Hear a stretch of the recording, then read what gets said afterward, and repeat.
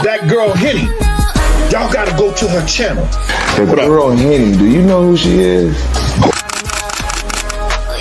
She a blogger or something? Yeah. Yeah. I'm just like, where did this lady come from?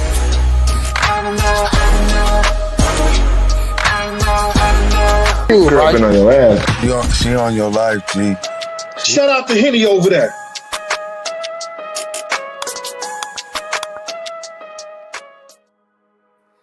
What's poppin', everybody? Welcome back to the bar. It's your girl Henny, and I'm about to pour plenty of the hot Henny that y'all love to sip on.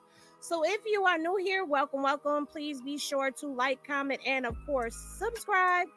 Click the notification bell, select all so that you get notified whenever I do a video. And if you are a returning Mob Down Henny Gang member, yeah. Now let's get into this hot Henny. So,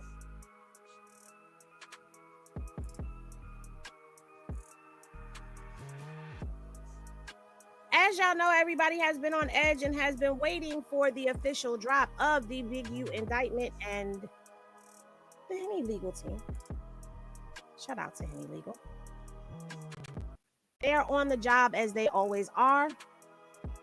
And we have the indictment. It is a 75-page indictment that does read similar to the criminal complaint. And the press release, I have a piece of hair on my lip. And so they do also add a little bit of extra to it. They have reworded some things. They have added to the stories that they have already given us in the complaint and the press release. So we are going to get into that hot Henny. Now, if you don't know what has been going on, then I don't know where you have been, because what we are talking about is the drawdown case with Big U. If you are over here on IG looking at this, then you need to leave here, go click the link in the story post and come over to YouTube, because we are breaking this story right now. As we speak, I'm going to be reading the 75-page documents, but this is Operation Drawdown, where the defendants on the case are Eugene Henley Jr., aka Big U, Sylvester Robinson, aka They, Mark Martin, aka Bear Claw, Tremaine Ashley Williams, aka Loose Cannon, Armani, I don't know how to say her name, Effigy, aka Monty, Frederick Blanton Jr., and Tiffany Shanrika Hines. Yes, okay. And they are being charged with RICO conspiracy, Hobbs Act violations, robbery, extortion, sex trafficking, wire and bank fraud, embezzlement of federal funds, tax evasion, criminal forfeiture, and firearm offenses. This is what they are alleging against him. And the key allegations and events are the RICO enterprise, which they are calling the Big U enterprise, which they're saying was controlled by Henley, using his OG status from Rolling 60s Crips, that it involved violence, murder, extortion, wire fraud, human trafficking, and embezzlement. Okay. They also say that there was use of intimidation, podcast, and nonprofit fronts to extend the influence. The other allegation that they are making is murder of artist RW. Okay. And they are alleging that RW was kidnapped and unalived, etc., etc. Extortion and robbery operations. Yeah, the list goes on and on. They're also saying in the human trafficking portion, they're alleging that Big U paid money to transport women from Los Angeles to Vegas for prostitution, fraud, and financial crimes of embezzling donations from celebrities, basketball players, nonprofits to put into development options, and cover-ups and obstruction of justice. Okay, those are the things that they are alleging in this 75-page court document. So once again, if you are over here on IG, you need to come over to Hennessy Reviews on YouTube, because this live will self-destruct as we're getting into the court docs. Okay, so now that the hootie hoo has been put out over there to IG,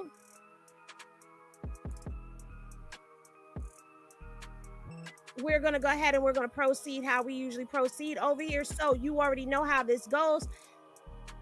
Active in the chat, Henny glasses, comments, questions, all of that in there. Make sure y'all are leaning on that like. Lean on the like.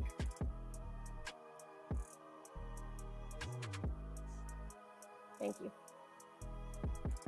And let's get into it.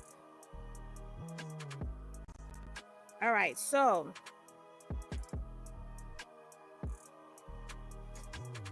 let's get this screen how I like my screen. All right, and we are going to go ahead and we're going to start getting into these documents. Let me go ahead and let me get my watermark up, because y'all are definitely going to get on me about the watermark if I don't put the watermark art up. I love y'all for that. Absolutely do. Thank y'all for always looking out for your girl. Thank y'all for rocking out, rocking in, and tuning in with me. So as you can see, this is the United States of America, which, like I've said, when you see that above a person's name, it just hits different, okay? It hits different. So I have already given you a breakdown of what all of this says.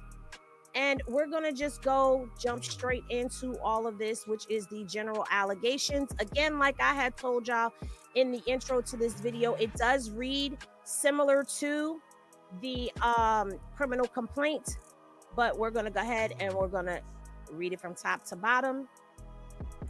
So it says, at times relevant in this indictment, defendant Eugene Henley Jr., also known as AKA Big U, AKA Unc, AKA Draws, AKA Hannibal, AKA Hannibal Muhammad, AKA Anybody Killer, AKA Dave Austin, was a self-admitted member and original gangster or OG of the Rolling 60s Neighborhoods Crip. Now, we already know all of this because we have already read this, okay? When it comes down to Sylvester Vay, but he was considered, all right, we'll just read it. We ain't gonna skip through nothing. Bump it. Let's do it. Right? We ain't got nothing but time on our hands. Salute the smoked out and everybody that's in the cipher. All right, defendant Sylvester Robinson, aka Vay, was a criminal partner of defendant Henley. Defendant Robinson was a years-long associate and confidant of defendant Henley and served as his right-hand man, underboss, and enforcer. Now, that sounds like what old Tremaine Ashley was saying that he was to Big U, right? All right, let's make sure we plug this in so we don't lose no juice. All right. 3, defendant Mark Martin, aka Bear Claw, was a criminal partner of defendant Henley and also a self-admitted member of the Rolling 60s. Defendant Martin was a close confidant and trusted lieutenant for defendant Henley. Defendant Martin also owned and operated Under the Hood muscle cars, okay, which was located in Gardena, California. I said Florida, pause. Defendants Henley and Martin co-founded Unique Music Entertainment, Unique Music, an independent record label. Defendant Henley was the chief executive officer and defendant Martin was the chief financial officer of the Ex-Offender Fellowship Network, a purported California registered charitable organization which did business as Developing Options and was also sometimes referred to as Unique Ballers, Crenshaw Rams Football, Crenshaw Youth Football and Cheer, and Crenshaw Ballers, hereafter referred to as Developing Options. Defendant Robinson was on the Developing Options employee payroll. Defendant Henley also was the sole proprietor and owner of a related company, Celebrity Socks, which did business as Unique Socks. Developing Options purportedly objective was to be of service and charitable organization, providing alternative choices to gang violence, narcotics offenses, and other criminal activity for South Los Angeles youth. Developing Options, as depicted in the below image, claim to devote resources to inner city athletics organizations such as the Crenshaw Rams. And then they give you an alleged picture right there. All right. The city of Los Angeles, a unit of local government in Los Angeles County within the Central District of California, awarded Developing Options an annual $550,000 grant, which was federally funded. as part of the City of Los Angeles's Gang Reduction Youth Development Grid Program. From on or about July 1st of 2018 to on or about June 30th of 2023, Developing Options was allotted $2,552,000 from the mayor's office of the City of Los Angeles. Defendant Henley's duties and responsibilities as the chief executive officer of Developing Options included ensuring that Developing Options remained in compliance with its contract with the City of Los Angeles and the mayor's office, which included providing a budget, hiring and compensation of employees, complying with general reporting requirements of the contract, and otherwise serving as the leader of Developing Options. Defendant Henley's responsibilities also included ensuring Developing Options compliance with the mandatory grid handbook as set forth in its contract. Those requirements included, but were not limited to, submitting all employees for background checks in order to work under the grid contract, certifying Developing Options employee training with the Los Angeles Violence Intervention Training Academy and Member Action Resources Center, the general compliance with the required outline in the grid handbook. As Chief Financial Officer, Defendant Martin shared with Defendant Henley the responsibility of ensuring Developing Options compliance with the grid handbook. Okay. So now we're going to get into the racketeering enterprise of everything. Salute to everybody that is in the chat. Please drop those Henny glasses and make sure that you are leaning on that like button. If you are new here, I do not look and read the comments while I'm reading because I can't, but that does not mean that I do not appreciate you. All right, so getting into the racketeering enterprise.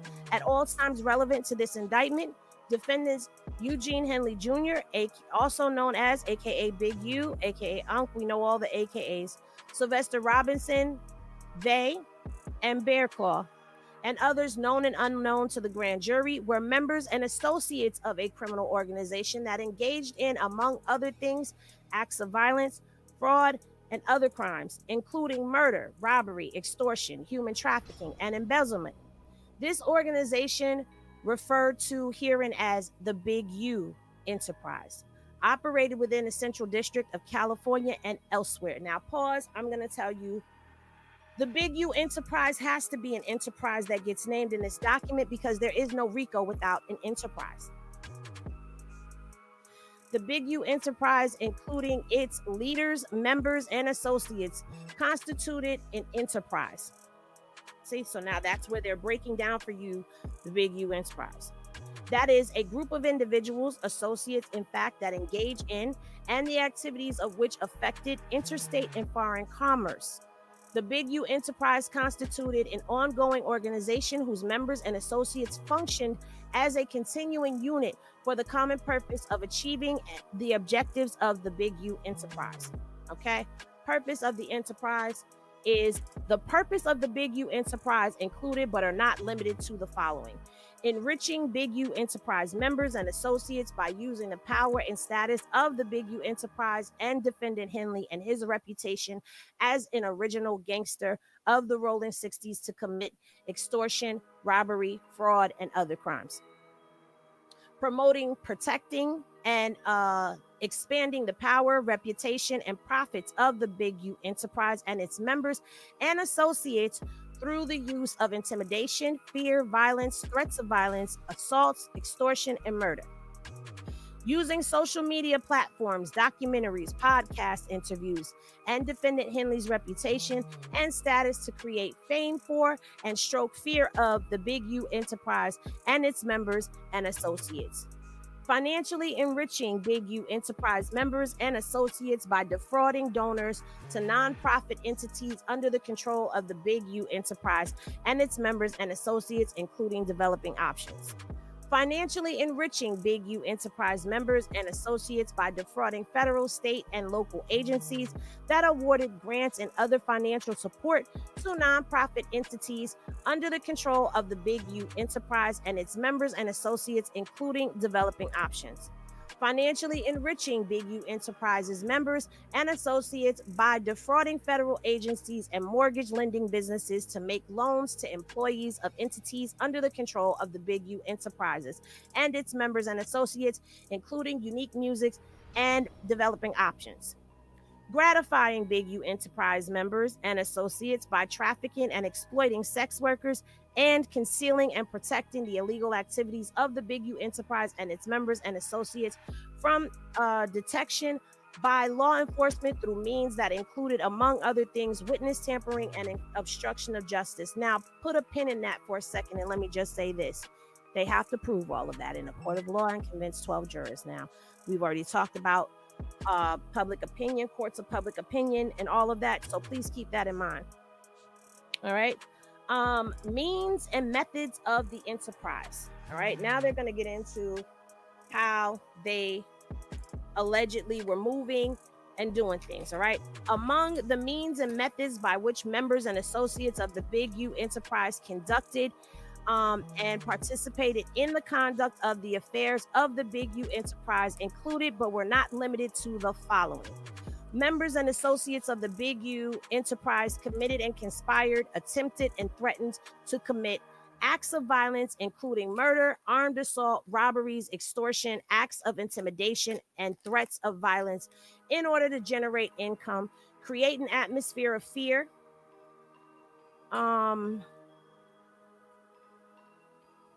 protect and expand the Big U Enterprise's reputation for violence, and expand the Big U Enterprise's criminal operations. Members and associates of the Big U Enterprise would use defendant Henley's history and reputation, including his connection with the violent Rolling 60 Street Gang, to tout the Big U Enterprise's reputation for violence and that the Big U Enterprise controlled Los Angeles.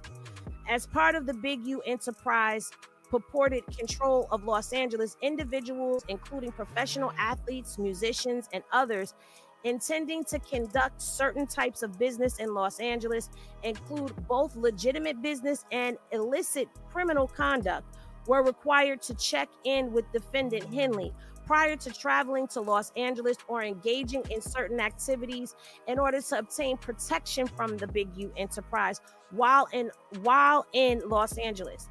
Defendant Henley hosted a podcast titled Check-In, the opening theme song, which explains when you hop off the plane, check in, penthouse suite, check in, when your feet hit the street, check in, because if not, shit get hot. You better check in. The check-in included both a payment to the Big U Enterprise as well as requesting permission from defendant Henley to conduct certain activities, including acts of violence that were sanctioned by the Big U Enterprise. As defendant Henley described in a documentary film that he produced about his life titled Hip Hop Uncovered, if I don't pick up the phone, that means death for somebody. On the Nothing to Something podcast, defendant Henley said, you got to check in. You got to choose. You could choose not to, and it's going to be a problem. If you choose not to check in, you suffer the consequences. You feel like you got something bigger than what's there, and that not checking in is basically an act of war. That's not what he said.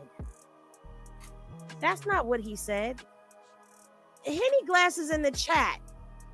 If y'all know exactly what this document is referring to, because that's not what he said. He said, now see, I should go pull it up. But what he said was, there's such a thing called airspace. And if someone is flying through airspace, they have to make sure that they have a communication saying, hey, I'm a friendly coming through the airspace, or they're going to consider it. The United States will consider that an act of war. And they will begin firing on that plane to get it out the air. But that's not what he said. He used that as an example, but that got twisted around, obviously. Anyway, it ain't not one human being who not going to check in. In a video, defendant Henley recorded of a film crew in Los Angeles Hyde Park neighborhood in or around 2017. As depicted in the image below, defendant Henley claimed, anytime you want to do movies in the hood, just check it in. But if you don't check it in, we're going to check you in, all right. We're going to check in all your equipment. While members of the associates of the Big U Enterprise used defendant Henley's and the Big U Enterprise's history and reputation in order to control Los Angeles through violence, fear, and intimidation, defendant Henley simultaneously attempted to create an air of legitimacy for himself publicly by promoting himself as a reformed gang member focused on bettering his community through purported nonprofit organizations he funded, such as Developing Options, and by soliciting donations from celebrities and grants from governments and foundations that these charitable foundations to these charitable organizations.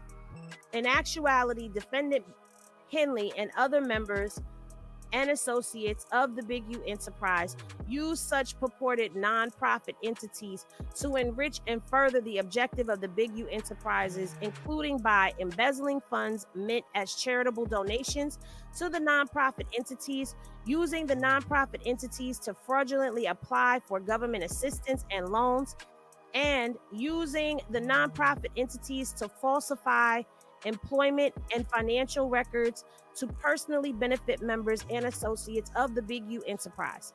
Members and associates of the Big U Enterprise would discipline other members and associates of the Big U Enterprise who acted in ways seen as detrimental to the Big U Enterprise or other individuals who were seen as disrespecting the Big U Enterprise or its members, including through threats and acts of violence such as assault, kidnapping, and murder.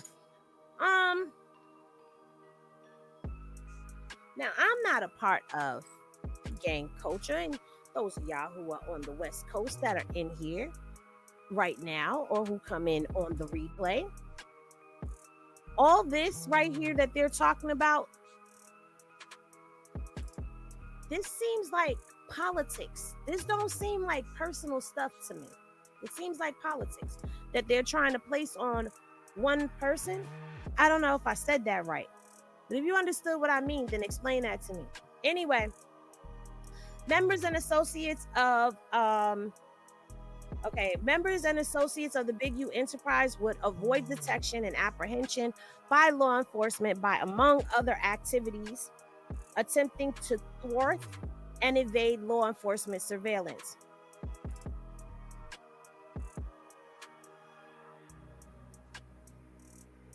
What's poppin', Sway?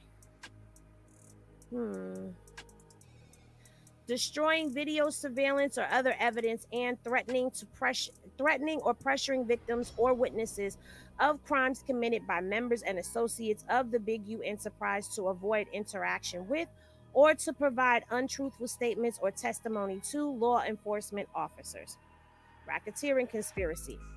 Beginning no later than in or around 2010, continuing to about March 19th of 2015 in Los Angeles, California, within the Central District of California and elsewhere, defendant Henley, Robinson, and Martin, and others known and unknown to the grand jury, each being a person employed by and associated with the Big U Enterprise, an enterprise engaged in and the activities of which affected interstate and foreign commerce, knowingly and intentionally conspired to violate Title 18 of the U.S. Code.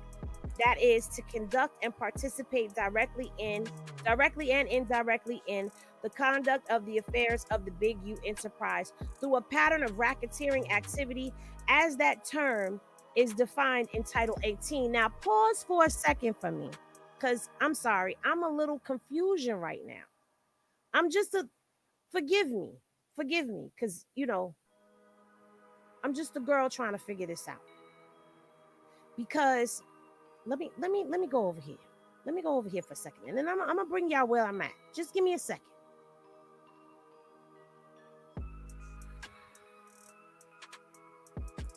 Let me share this with y'all. Cause see, they kind of losing me. They kind of losing me on their timeline. This is the criminal complaint, right? This is the criminal complaint.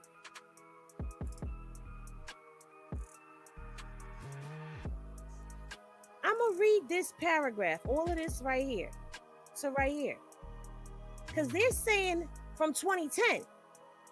But in the criminal complaint, which came before the indictment, it says, in February 2021, the FBI, Los Angeles Metropolitan Task Force on Violent Gangs, the LAMTFVG, launched an investigation into Henley's criminal enterprise, the Big U Enterprise, and its association with the Rolling 60s neighborhood Crip street gang, the Rolling 60s, which the LAMTFVG began investigating in 2020. But then when we come over here, it says, beginning no later than in or around 2010 and continuing to March 19th, 2025 in Los Angeles.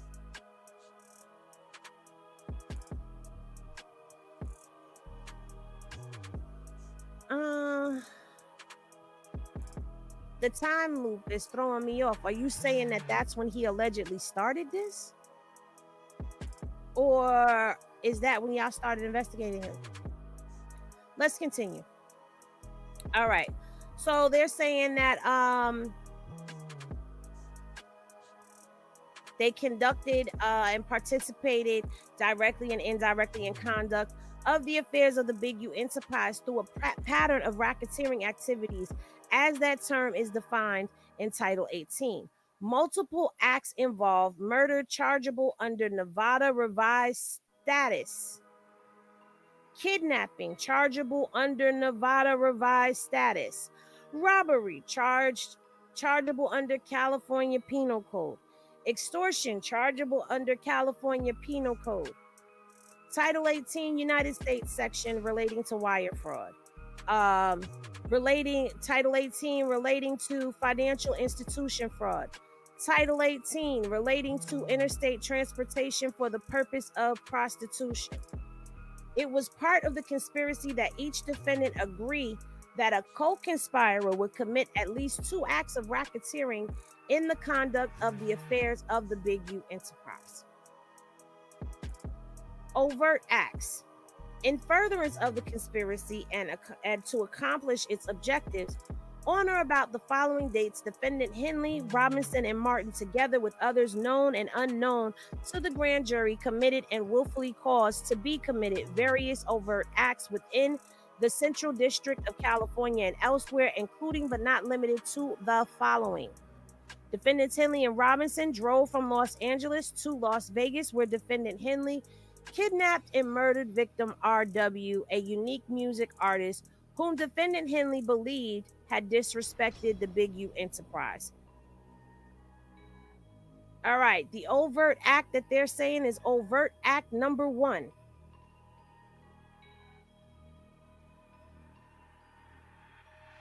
Hold on one second, y'all.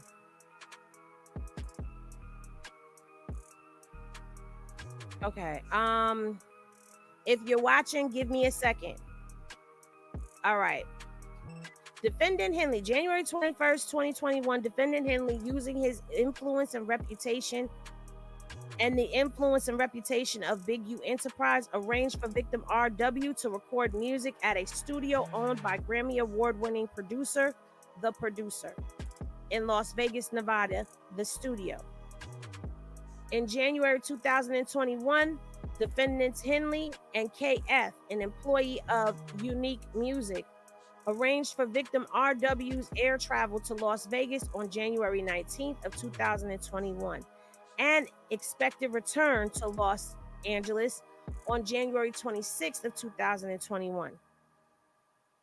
In January of 2021, at defendant Henley's direction, KF also arranged for victim RW's lodging at an Airbnb in Las Vegas Also, from January 19, 2021 to January 26, 2001, so that victim RW could record music at the studio on behalf of Unique Music. On January 23, 2021, defendants Henley and Robinson drove from Los Angeles to Las Vegas in a Lexus sedan to confront victim RW about his lack of production in the studio. On January 24th at 2021 at approximately 2 a.m., defendant Henley arrived at the Airbnb in the sedan and asked victim RW why victim RW had not been at the studio the previous day, wasting studio time and disrespecting Unique Music and the Big U Enterprise. January 24th, 2021, defendants Henley and Robinson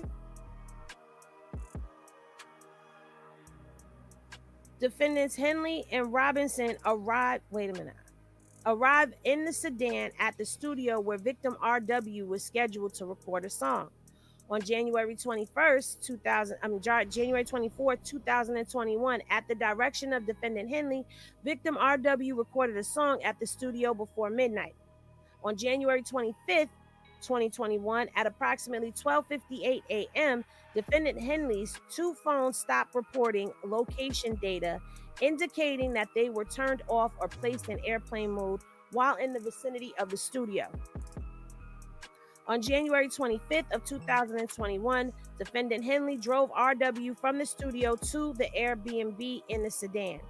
On January 25th of 2021, at approximately 1:20 a.m., victim RW left the Airbnb with his suitcase packed and entered the sedan with defendant Henley, one day before victim RW's scheduled checkout from the Airbnb and one day before victim RW's return flight to Los Angeles. On January 25th, 2021, defendant Henley drove victim RW north of Las Vegas on Interstate 15 near the Apex Regional Landfill.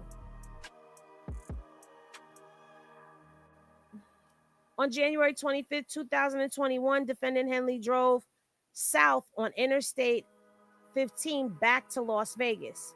On January 25th, 2021, at approximately 2:15 a.m., defendant Henley's two phones both began reporting location data again, indicating that they were turned on or taken out of airplane mode, while defendant Henley was continuing to drive south from Interstate 15 to US 95 back to Las Vegas. On January 25th, 2021, at approximately 2:20 a.m., defendant Henley called defendant Robinson, who was still at the studio. At approximately 2:30 a.m., defendant Henley returned to the studio, telling an employee at the studio that he had gone to the gym. Victim RW's body was found off Interstate 15 in the area depicted below with multiple gunshot wounds to the head. And they're saying this is the area, but I have questions because if he turned off his phones, then how do you know that he drove this kid there? And how do we know this if you're saying that you could not get his location? But that's my only question. But they're saying that this is the area where the body was found. Big U Enterprise members and associates attempted to cover up the murder. This is where, hold on one second, y'all. Let me send this really quickly.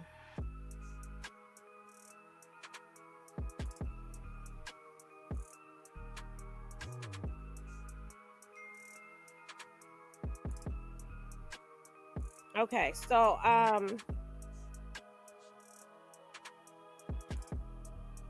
all right. On January 25th, defendant Henley contacted the producer to inform him that Nevada homicide detectives would be interviewing the producer about the death of victim RW.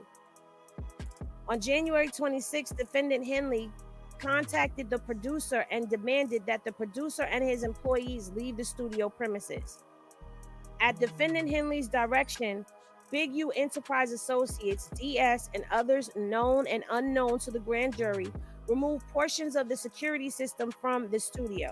including security, video, and data from the time victim RW and defendant Henley and Robinson were present at the studio prior to victim RW's murder. On January 27, 2021, at approximately 10:03 p.m., KF asked the Airbnb owner if there were cameras on the property.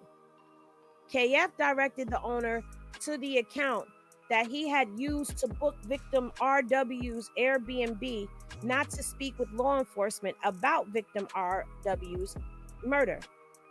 On February 3rd of 2021, KF falsely told law enforcement that he did not know the address of the studio and did not have a phone number for or any way to contact defendant Henley. On December 31st of 2022, on an intercepted call, defendant Henley explained his motivation for committing murders on behalf of the Big U Enterprises, stating, "What you guys see on the internet, y'all keep hearing other people who don't have nothing to talk about but sell. Let me explain something to you. If I would have had a problem with any man, color, creed, king, or kind, the issue would have been resolved and he wouldn't be here. Or I wouldn't be here. It ain't no kid nothing. It ain't damn near nobody who been in this motherfucker longer than me can stand against me and me be who I am. If I had a problem with any man and this wouldn't be so funny to me, I'm still who they say I am."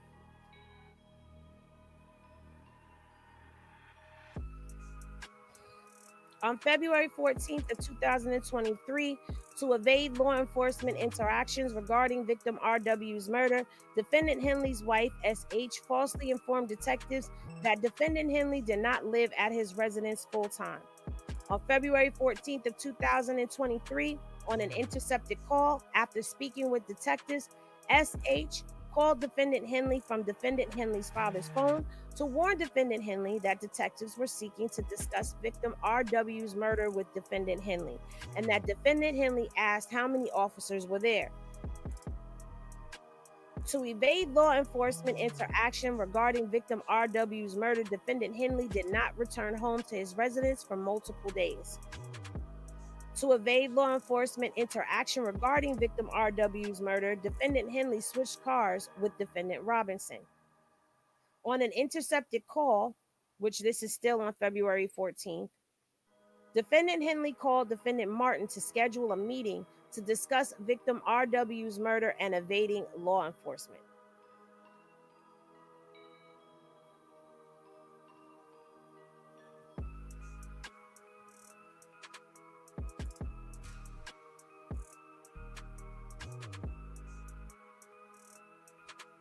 There's so much I want to say, but I'm just going to stick to the facts.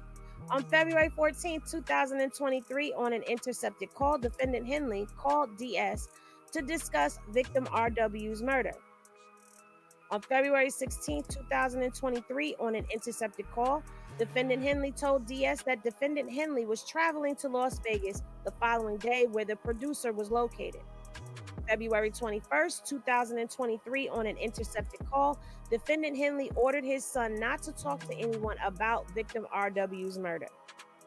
On February 21st, 2023, on an intercepted call, defendant Henley told SH to call KF's mother, but to do so on the encrypted FaceTime application to discuss victim RW's murder.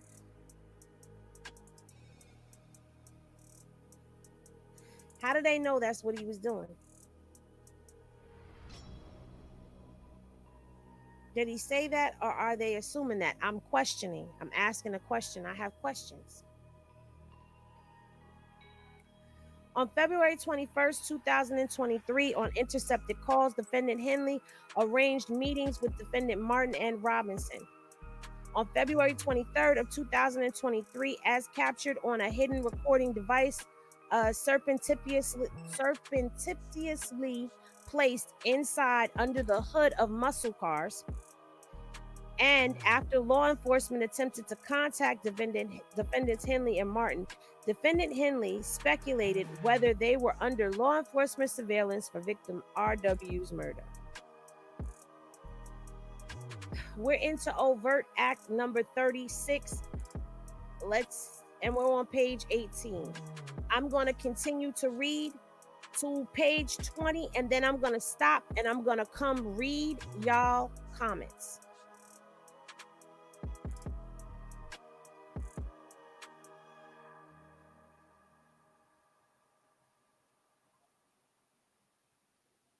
All right. Now, like I said, we're on Overt Act number 36. For years, defendant Henley extorted victim 1, a music and club promoter who transitioned into a partnership with an unlicensed marijuana dispensary located on or in Los Angeles, for up to $25,000 per month in extortion fees until victim 1 started to ignore defendant Henley's calls. So by now, we already know that victim 1 is Dale Morrison. I want to give y'all Dale Morrison's story now. I'll read a little bit more and then I'll give you Dale Morrison's story. On July 5th, 2021, when victim 1 had been ignoring defendant Henley's calls demanding extortion payments, defendant Robinson, Big U Enterprise member and self-proclaimed Rolling 60 member, Tremaine Ashley Williams, aka Loose Cannon, and approximately 9 other individuals, all acting at defendant Henley's direction, traveled to the dispensary and committed a robbery. Now, what's crazy to me is,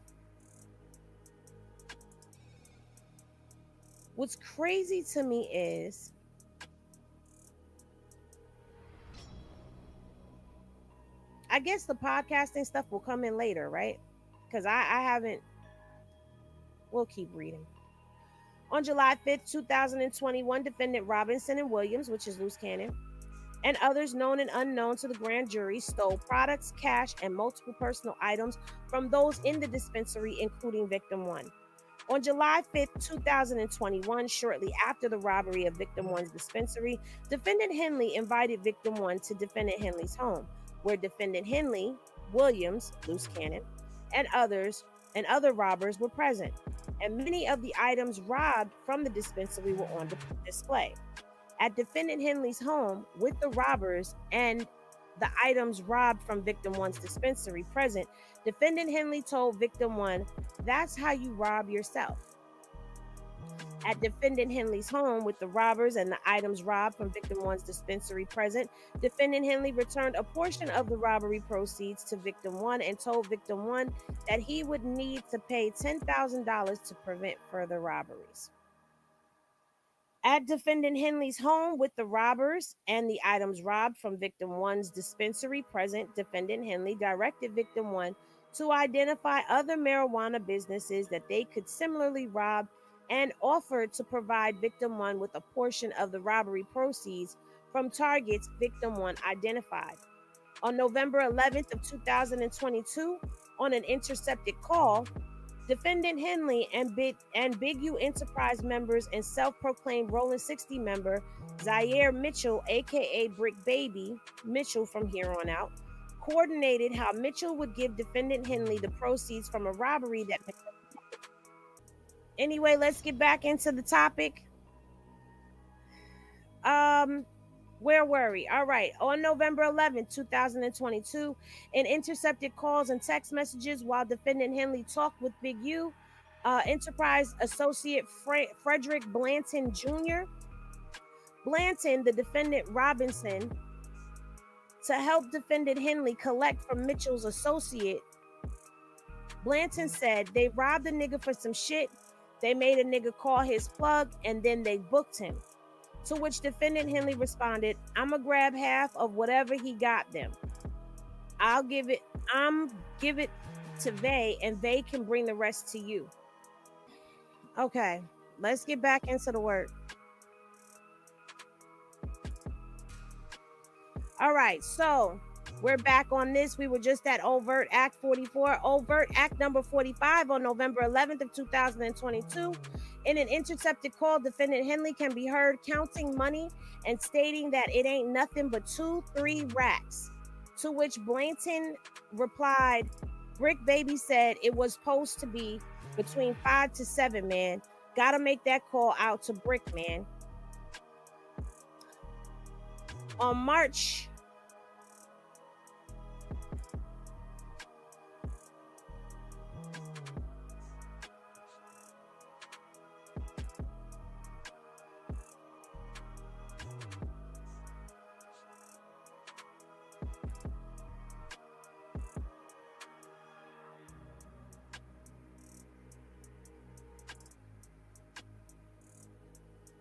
I gotta set my phone up. Hold on, y'all.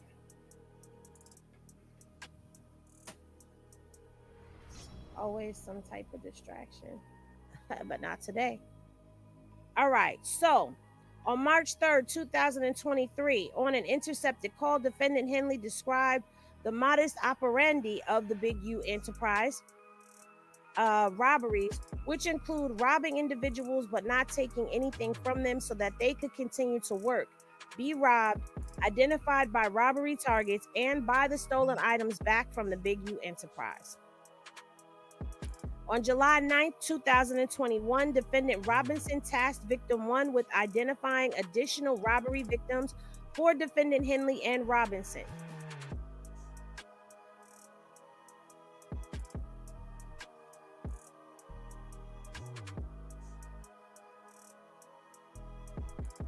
On July 9, 2021, defendant Robinson told victim 1 that although victim 1 had paid a portion of his extortion debt, that defendant Henley, victim 1, had not paid all of it. On August 16, 2021, to intimidate victim 1, defendant Robinson told victim 1, trying to lick somebody that ain't even hard, unidentified individual, all this shit. It's just, this ain't working, man. I'm like, man, I'm in the wrong business, homie. On September 2nd of 2021, defendant Henley told victim 1 that any proceeds victim 1 received from a separate business owner must be paid to defendant Henley. On September 3rd of 2021, defendant Robinson told victim 1 that defendant Robinson needed to tell defendant Henley something about victim 1's outstanding extortion debt. And to appease defendant Henley, victim 1 said that he could pay either $500 or $1,000. On September 15th, defendant Robinson demanded payment from victim 1 for defendant Henley, but stated that he would allow victim 1 to pay the following day. On September 30th, 2021, defendant Henley and victim 1 discussed how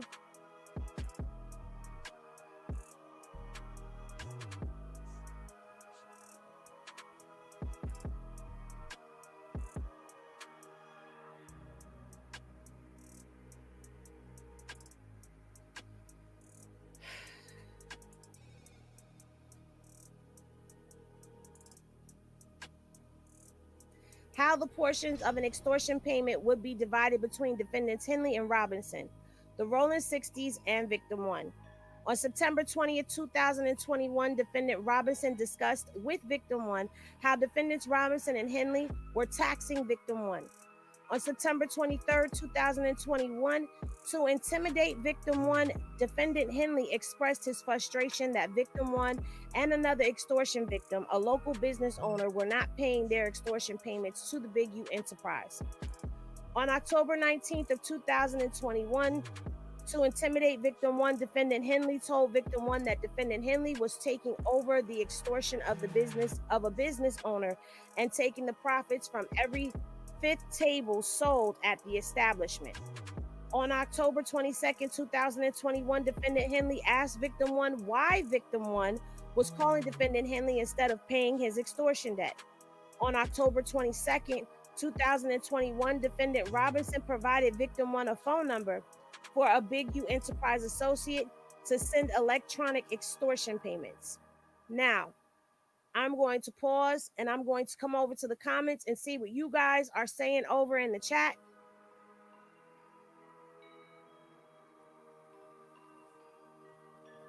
What say you on what you have heard thus far?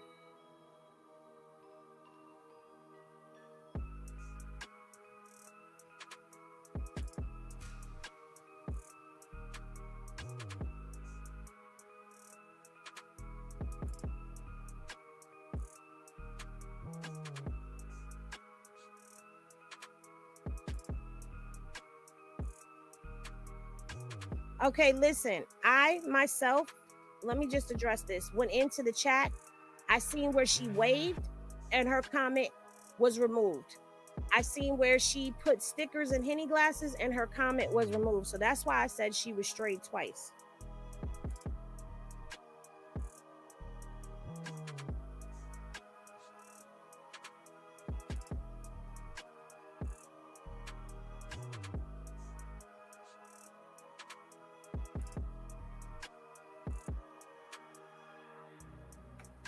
Anyway.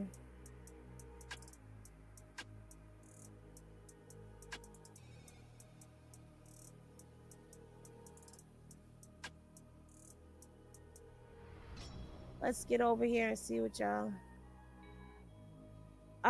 Is Luce really in custody? Yes, he is. They had his phone tapped. He said it. This is just madness. Like, wow. I don't even know what to say, to be honest.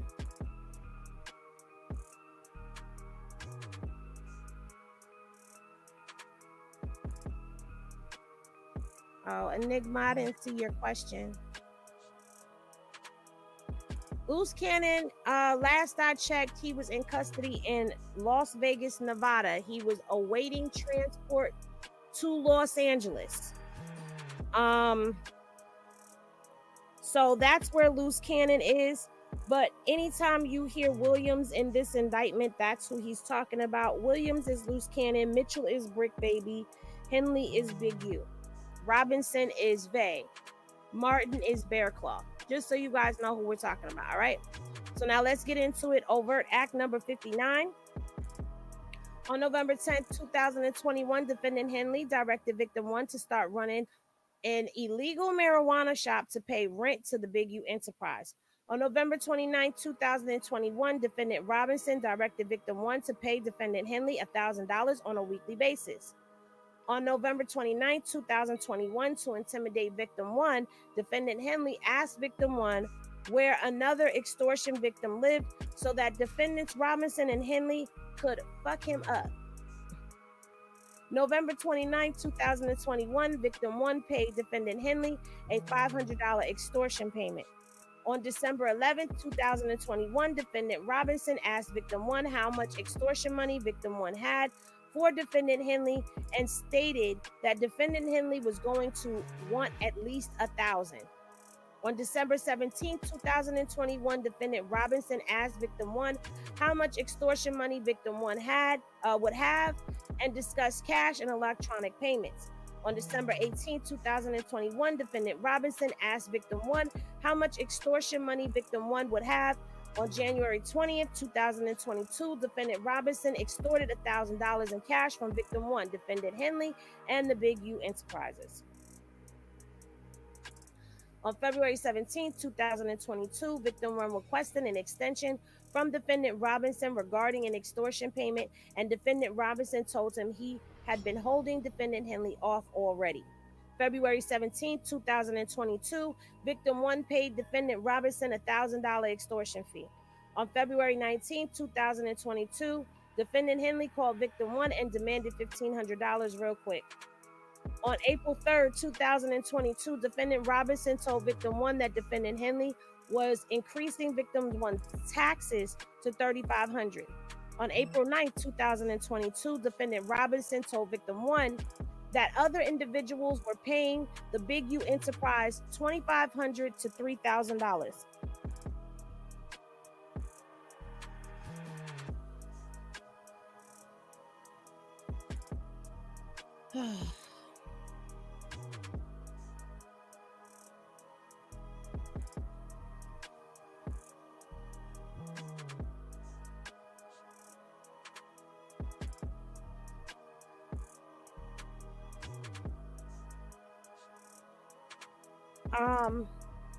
Okay. So where were we? Oh, okay. That other individuals were paying the Big U Enterprise $2,500 to $3,000 so that defendant Henley could purchase SH a $30,000 necklace. On April 10th, 2022, defendant Robinson told victim 1 that defendant Henley wanted to collect $2,000 from victim 1 every Monday. Overt Act 73 is where we are. So on April 16, 2022, defendant Henley told victim 1 that he needed a donation for SH's birthday. On June 5th, 2022, to intimidate victim 1, defendants Henley and Robinson demanded that victim 1 stop doing business with WAC 100 because WAC 100 was suspected of being an informant. On June 22nd, 2022, defendant Robinson called victim 1 and demanded money because defendant Henley had demanded it. On June 22nd, 2022, to intimidate victim 1, defendant Robinson told victim 1 that Henley had been asking defendant Robinson if the Big U Enterprise needed to do a takeover of victim 1, referencing to the previous takeover robbery of victim 1's dispensary after victim 1 stopped paying the Big U Enterprise's extortion fee. On June 22nd, 2022, to intimidate victim 1, defendant Robinson told victim 1 that when a Big U Enterprise member spends time with defendant Henley, it was necessary to carry a firearm. In all of that, am I bugging, or do you hear a lot of Robinson? Salute Hood Dog is in the cipher.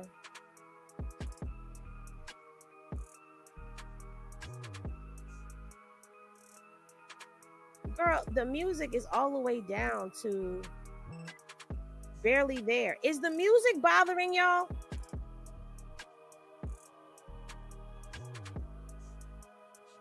I can barely hear the music. Is the music? Matter of fact, let me not even ask y'all. Let me just come over here and hear for myself.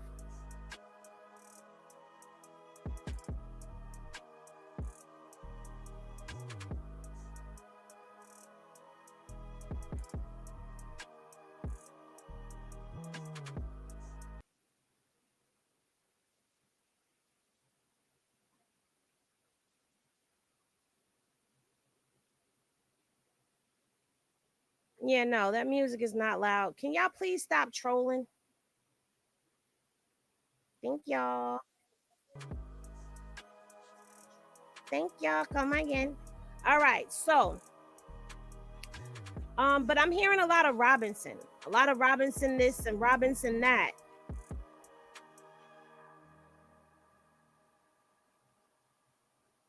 Thank you so much.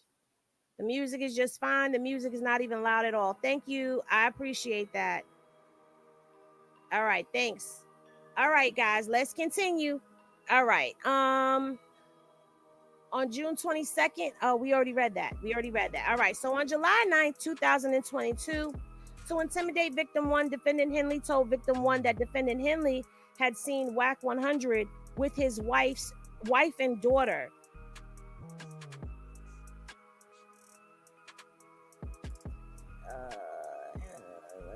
Henley, he seen WAC 100 with his wife and daughter, and there were 15 to 20 niggas with us with hoodies tied down. I got my hoodie on, all black, tied down. She like, boom. She jumped in the car, paid for unidentified individual, then took off. Boom. This nigga screaming, my wife draws, I see you, Eugene. I see you, Eugene Henley. I see you. He's screaming all that. He's got his blower out, but he's fucked up because nobody's around. We like, bitch ass nigga. I'm like, yeah, bitch ass nigga. He like, die here, man. Don't do this. My wife, my kids in the car. Draws, don't do this. He screamed.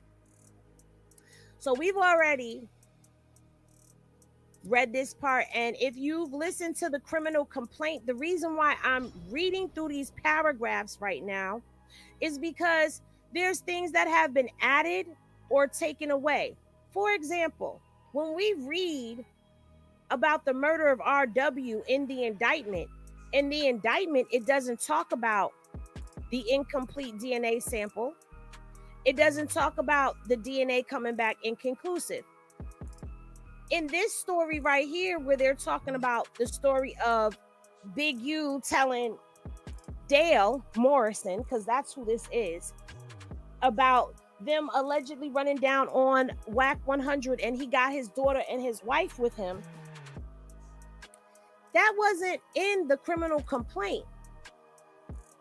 We know that the daughter and the wife was in the car when we read down and he says, my wife, my kids in the car. Draws, don't do this, he's screaming.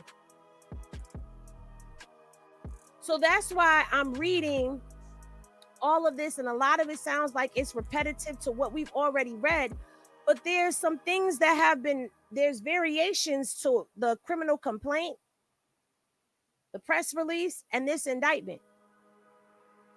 So that's why, if you're wondering why I'm reading it again, that's why I'm reading it again.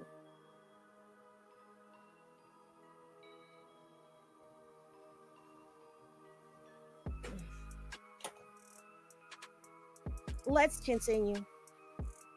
All right. So, and my thing is this: if you're going to tell us all of that in a criminal complaint, then why come over here and add and take stuff away? Like, no, we didn't have photographs and all that other stuff in the criminal complaint or in the press release announcing that there was an indictment, but you get to the indictment and they take out the DNA, but it's in the complaint. They add in the fact that the kids and wife were in the car, but it wasn't in the criminal complaint. Like, that's why I'm reading everything, because some things are shifted around. Anyway, July 21st, defendant Henley demanded money from victim one and stated that he needed the money for taxes and the Employment Development Department. On July 31st, 2022, defendant Henley told victim one that defendant Henley needed $30,000 to pay his developing options staff and was considering a robbery and increased extortions to obtain the funds, saying that defendant Henley didn't care if they had to rob Peter to pay Paul. They need to get down.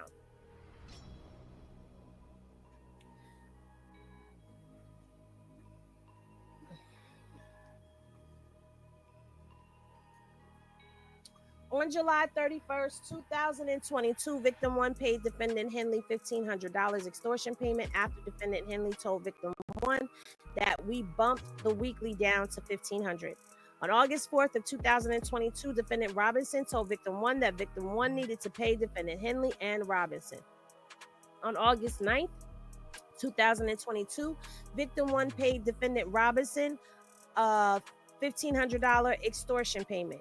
On September 7th, 2022, defendant Robinson told victim one that victim one needed to pay, but explained how victim one could get more time to pay.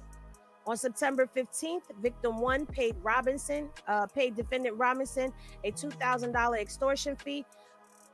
September 15th, when victim one asked why victim one and others were still paying extortion fees to Big U Enterprise, defendant Robinson explained that when defendant Henley got out, he said, "I'm the toughest nigga and here's my body of work to prove it. And you know, I'm the only nigga still killing niggas today. You niggas retired. I didn't. They understand that." On September 21st, 2022, victim one paid defendant Robinson a $1,000 extortion fee. On September 28th, victim one paid Robinson $2,020. And I'm about to just shorten it instead of saying the same thing over. October 2nd, 2022, to intimidate victim one, Robinson told victim one if Robinson was not serving as a middleman for victim one between him and Henley, it would be very, very bad for victim one. October 2nd, 2022, Robinson stated that two people owed Big U $200,000, but defendant Robinson had not yet threatened them with violence. October 5th, victim one paid defendant Robinson $2,000. On October 21st, 2022, Henley chastised victim one because an acquaintance of victim one had used defendant Henley's name and the stature of the Big U Enterprise to increase his reputation in the community. October 21st, 2022, defendant Henley demanded that victim one pay defendant Henley for victim's acquaintance using defendant Henley's name and stature of the Big U Enterprise. Oh, wait. For paying, the acquaintance needed to pay for using defendant Henley's name and the stature of the Big U Enterprise to increase his reputation in the community. Defendant Henley suggested that victim one tie up the acquaintance and get the money. October 22nd, 2022, to intimidate victim one, defendant Robinson told victim one that defendant Henley and Robinson would be attending an after party at a club that victim one was promoting and that a pat down is out because defendant Henley would be in attendance, implying that defendant Henley was armed.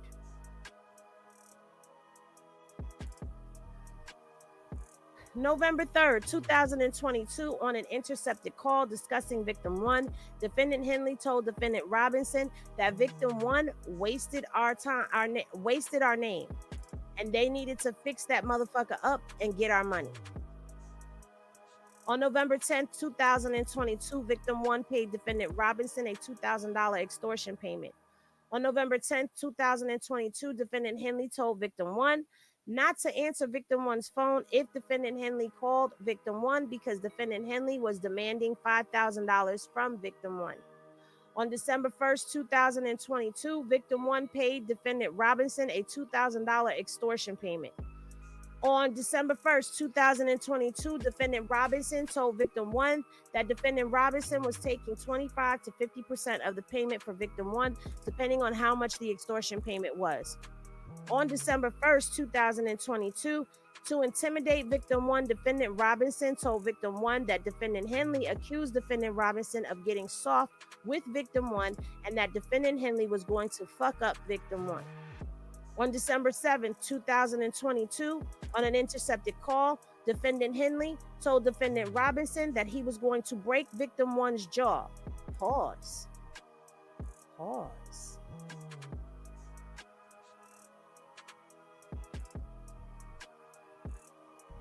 No, let's keep reading.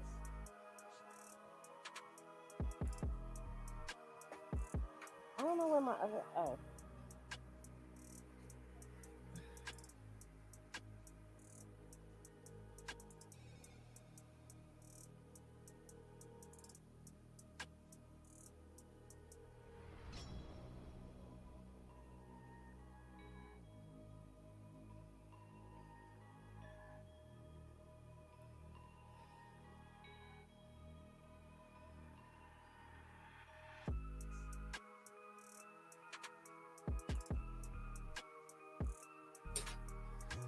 On February 7th, on an intercepted call, defendant Henley told defendant Robinson, okay, he was break the jaw. On February 14th, 2023, on an intercepted call as part of an extortion scheme, defendant Robinson told defendant Henley that defendant Robinson told Jew Boy that he owed the Big U Enterprise money, that they would allow a payment plan, but if he did not pay, they were going to shut this motherfucker down.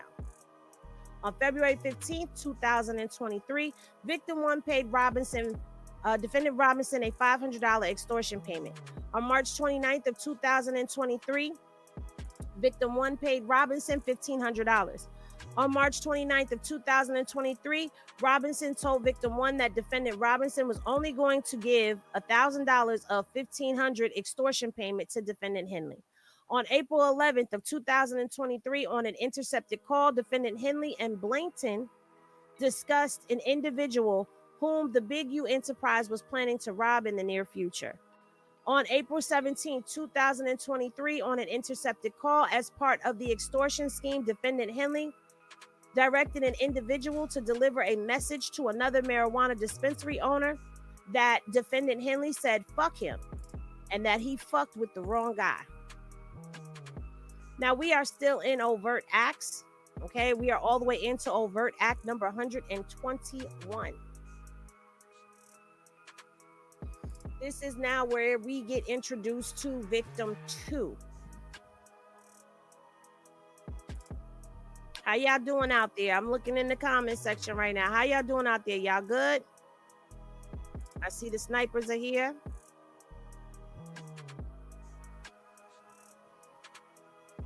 Any glasses in the chat if y'all good? All right, defendants Henley, Robinson, and Martin and others extorted victim 2 through actual and threatened force, violence, fear, and intimidation. All right, I see y'all. On December 2nd, 2021, victim 2 was hosting defendant Henley's birthday party at an adult entertainment club in Los Angeles, for which victim 2 was a promoter. On December 2nd, 2021, defendant Henley demanded $30,000 extortion payment for victim 2 hosting defendant Henley's birthday party. On December 2nd, 2021, defendant Henley threatened to have 5,060 destroy victim 2's business, and that if he got to tear that motherfucker up, we gonna tear it up. So be ready for that. Be ready for that. Bring my money. On December 2nd, 2021, defendant Henley further threatened victim 2's business. If victim 2 did not pay, threatening, I'll tear that bitch up. It won't be a club there no more. On December 2nd, 2021, defendant Robinson and Martin and others known and unknown to the grand jury, including members of the Rolling 60s, confronted victim 2 at his business and extorted $30,000 from him. After defendants Henley, Robinson, and Martin extorted $30,000 from victim 2, victim 1 and defendant Robinson discussed how defendant Martin transformed that night and how they took all that shit. Defendant Henley paid to transport women from Los Angeles to Las Vegas for prostitution. Overt Act 118. I see all them Henny glasses going up. Salute to y'all. November 10th, 2022, on an intercepted call, defendant Henley called Armani Alfaji, aka Mani. We're going to call her Mani instead of by her last name because I know I slaughtered that last name, okay? And offered to pay her $1,000 to transport women from Los Angeles to Las Vegas to engage in pandering and prostitution. On November 10, 2022, on an intercepted call, Monty asked defendant Henley how many girls I need to bring, to which defendant Henley responded, "That's on you." On November 10, 2022, on an intercepted call, Monty told defendant Henley, "I'm about to bag some bitches, guaranteed. You already know I don't play no games." On November 10, 2022, defendant Henley sent Monty $1,000 via Zelle to rent a car to transport the women from Los Angeles to Las Vegas. On November 10, 2022, through text messages, Monty sent defendant Henley photographs of women she was transporting to Las Vegas. On November 18, 2022, defendant Henley sent Monty $500 via Zelle for the trip. On January 5th, 2023, on an intercepted call between defendant Henley, Monty, and another person, defendant Henley said, "Remember when I told you I'd be in Vegas? That's her. She gonna make every bitch get naked. Right there. Bitch, get naked. Give my brother some head right now." On June 29, 2023, on an intercepted call, after learning that law enforcement investigators interviewed Monty, defendant Henley remarked that he was stressed out because investigators approached a woman with whom he was having sex and talked to her about how defendant Henley was trying to buy girls and be a pimp. On June 30th, 2023, on an intercepted call, defendant Henley said, "Shit, so you gonna get me and say my crime is sending girls money for sex? Is that my crime?" Defendant Henley defrauded donors making charitable contributions to developing options and other purported nonprofits intended to help the community. On August 20th, 2019, Donor 1, a National Basketball Association, NBA All-Star player, wire transferred $20,000 from a Bank of America account to Developing Options account that was intended as a charitable donation to Developing Options, not to benefit defendant Henley personally. On August 21st, which would be the next day, defendant Henley then wire transferred the entire $20,000 from Donor 1 to defendant Henley's personal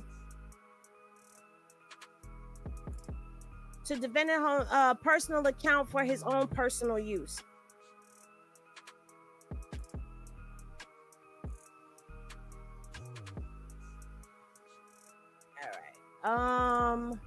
On February 3rd, 2020, Donor 2, a music publishing corporation, donated $2,400 via check deposit into Developing Options account that was intended to provide football equipment for local nonprofit organization, not to benefit defendant Henley personally. On February 4th, which would be the next day, 2020, defendant Henley then wire transferred $14,000 of the donation from Donor 2 into defendant Henley's personal bank account for his own personal use.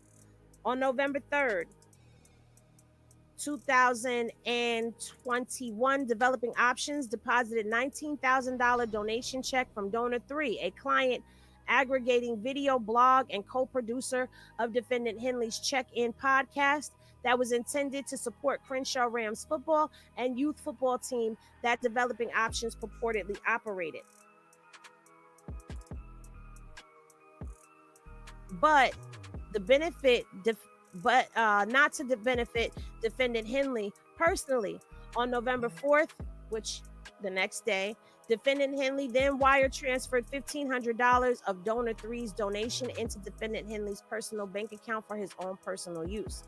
On March 21st of 2022, Donor 4, a nonprofit organization whose goal was to revitalize South Los Angeles, donated $10,000 to Developing Options account intended to fund a meal program, not to benefit defendant Henley personally. On March 28, 2022, defendant Henley then wire transferred the entire $10,000 from Donor 4 to defendant Henley's personal account for his own personal use. On September 21st, 2022, Developing Options deposited $20,000 check from Donor 5, a former NBA Most Valuable Player, that was intended to support Crenshaw Rams football, not benefit defendant Henley personally. Between September 26, 2022 and October 7, 2022, defendant Henley then transferred $13,000 from Donor 5's donation to his personal bank account for his own personal use.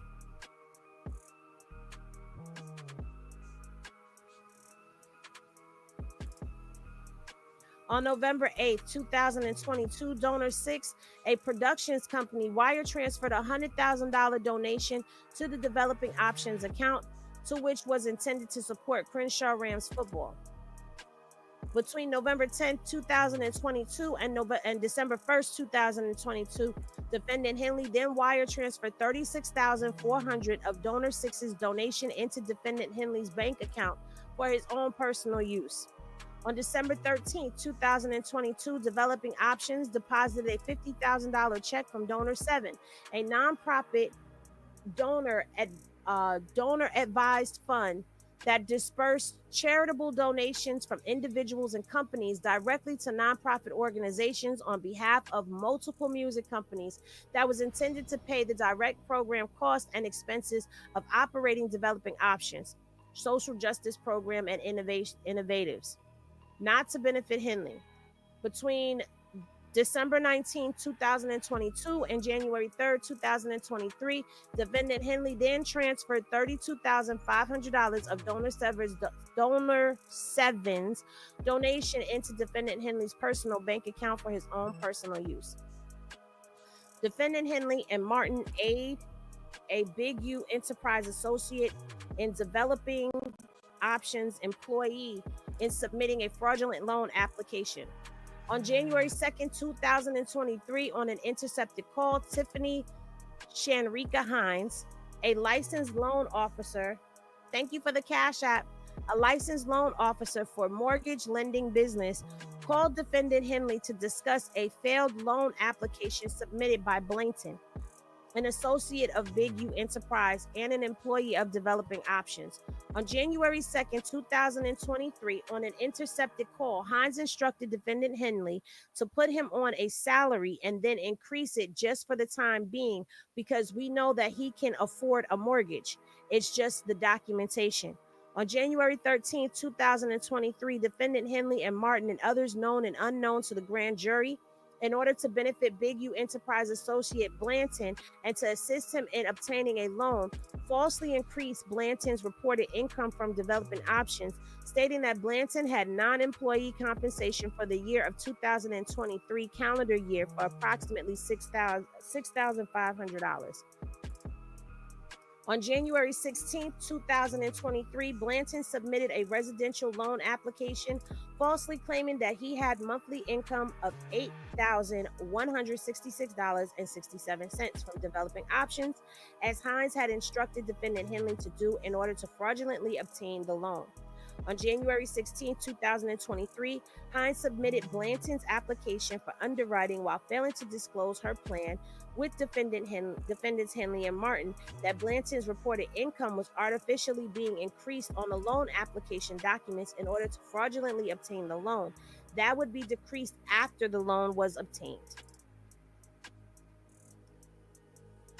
Defendant Henley defrauded the Small Business Administration of monies for pandemic-related relief. On June 16th of 2020, Defendant Henley electronically submitted an application under the Economic Injury Disaster Loan Program on behalf of Unique Music, in which he falsely represented that Unique Music had gross revenues of $500,000 and a cost of goods sold of $300,000 in calendar year 2019.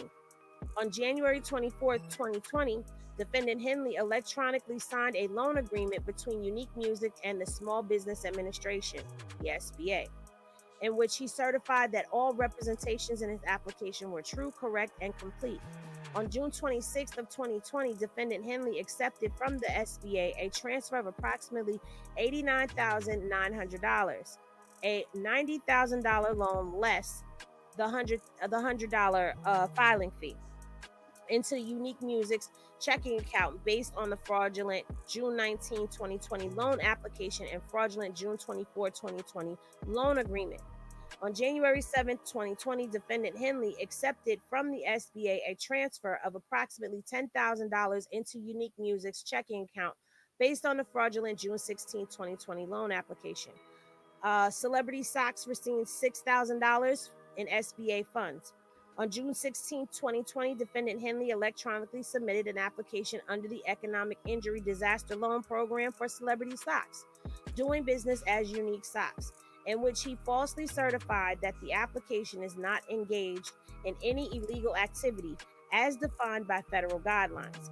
On June 19, 2020, in reliance on Defendant Henley's fraudulent misrepresentations, the SBA disbursed $6,000 advance to Defendant Henley. Defendant Henley and Robinson and other Big U Enterprise member associates continue to attempt to solidify the enterprise's control over the community. Members and associates of the Big U Enterprise continue to engage in violence in furtherance of the Big U Enterprise and boasted about the Big U Enterprise's reputation for violence and its illegal activities that instill fear in, intimidation of, and control over the community.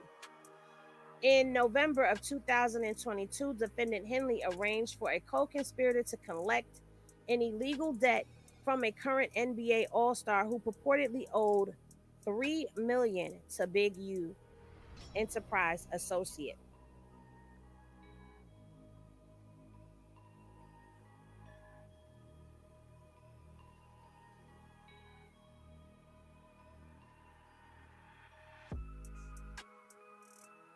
Okay. In November of 2022, Defendant Henley took a portion of the debt that current NBA All-Star player owed as a fee for collecting the illegal debt. On November 7th of 2022, on an intercepted call after an extortion victim stated that Defendant Henley had not fully paid the extortion victim for work on Defendant Henley's vehicle, Defendant Henley directed Defendant Martin to call the extortion victim right now and stated that he would go out there and kill that nigga.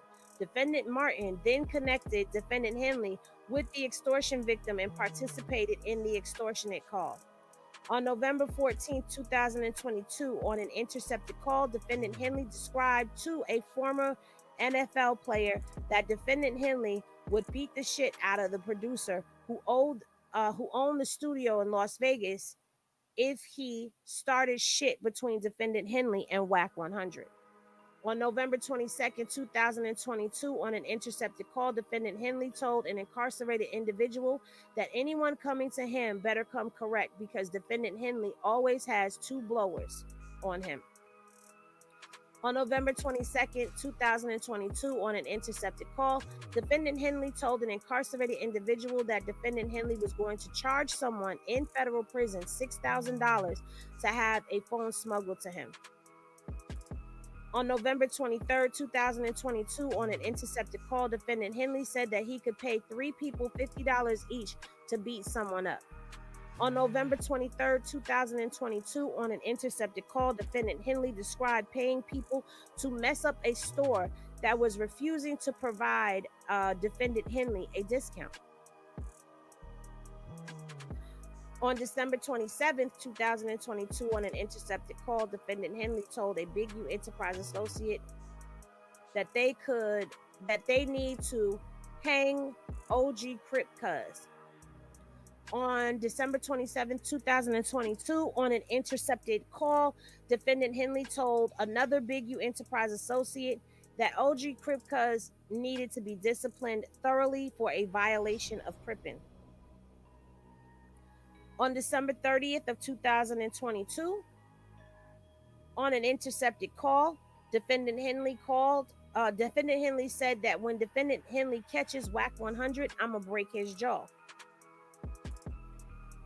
On December 31st, 2022, on an intercepted call, defendant Henley said that defendant Henley was bigger than deceased rapper Nipsey Hussle, that defendant Henley disciplined Nipsey Hussle, and that defendant Henley was bigger than any other Rolling 60. On December 31st, 2021, on an intercepted call, defendant Henley said that he was not beefing with Nipsey Hussle because if anyone beefs with defendant Henley, I'm gonna kill him, period. I am going to murder him. On January 2nd, 2023, on an intercepted call, defendant Henley told Big U Enterprise associate DS that to manipulate the press for DS's lawsuit against law enforcement, DS should show both positive and negative parts of his life, wear glasses, and say that he was working with developing options, even though he was not. On January 2nd, 2023, on an intercepted call, defendant Henley told Big U Enterprise associate DS that defendant Henley needed to at least break a producer's jaw. On January 3rd, on an intercepted call, defendant Henley described to an incarcerated individual tooling up with firearms to travel to a Crips neighborhood because we are the most arrogant, bougie, self-righteous motherfuckers on the planet.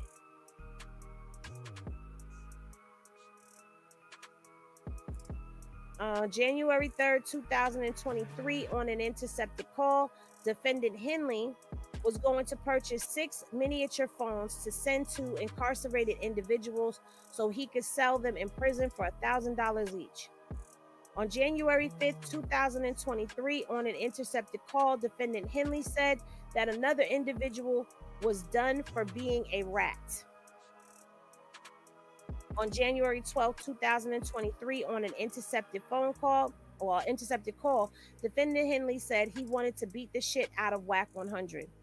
On January 17, 2023, on an intercepted call, defendant Henley discussed traveling to Jordan Downs within Grape Street Crip territory and threatening to kill motherfuckers every day until he got his things back. On January 17, 2023, on an intercepted call, defendant Henley stated that he was the hunter of the 60s and that he had obtained paperwork on individuals that should not be associated with the gang anymore.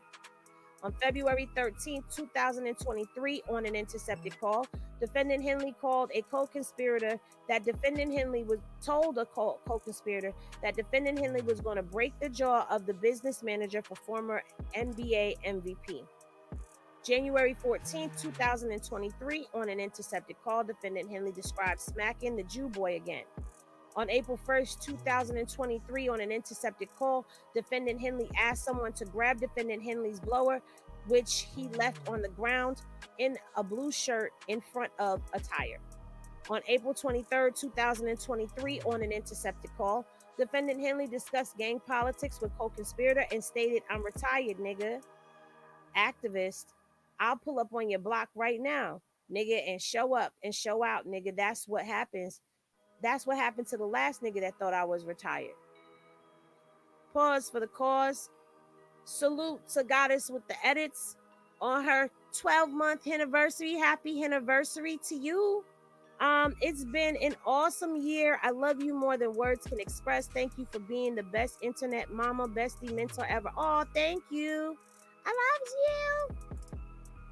Defendant Henley instructed a victim to obstruct justice by providing untruthful information to law enforcement about an assault committed by a Big U Enterprise associate.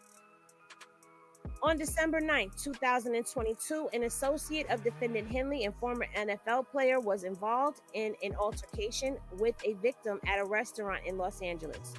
On December 23rd, 2022, on an intercepted call, defendant Henley instructed the victim's relative that the victim was going to go to the lineup, tell him to pick the wrong person. On January 2nd, 2023, on a multi-way telephone call, defendant Henley said, the young nigga gonna say he stole his watch out the bathroom and the former NFL player came to get his watch back and it turned into something else. He's going to apologize for stealing the former NFL player's watch. You know what I'm saying? He thought it was somebody. He thought it was his watch. The former NFL player came back to get his watch and it turned into a scuffle. They were only trying to prevent a crime. Case dismissed. On January 7, 2023, on an intercepted call, defendant Henley called the victim's relative and told him that the victim needed to take the blame for the incident to avoid criminal charges for the former NFL player. On January 7, 2023, defendant Henley met with the victim's father in person.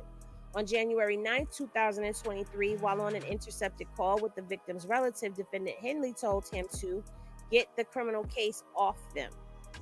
Defendant Henley fled from law enforcement, obstructed the investigation, and attempted to poison the jury pool before turning himself in.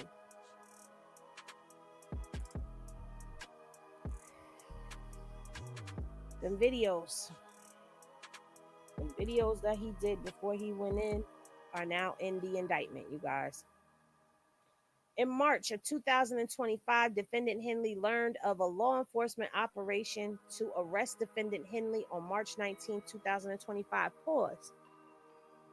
Didn't Wax say this? Didn't Wax say that these videos made it into the indictment? But the indictment just dropped today. That indictment ain't been out. It just dropped today. Am I bugging? Or did he say that?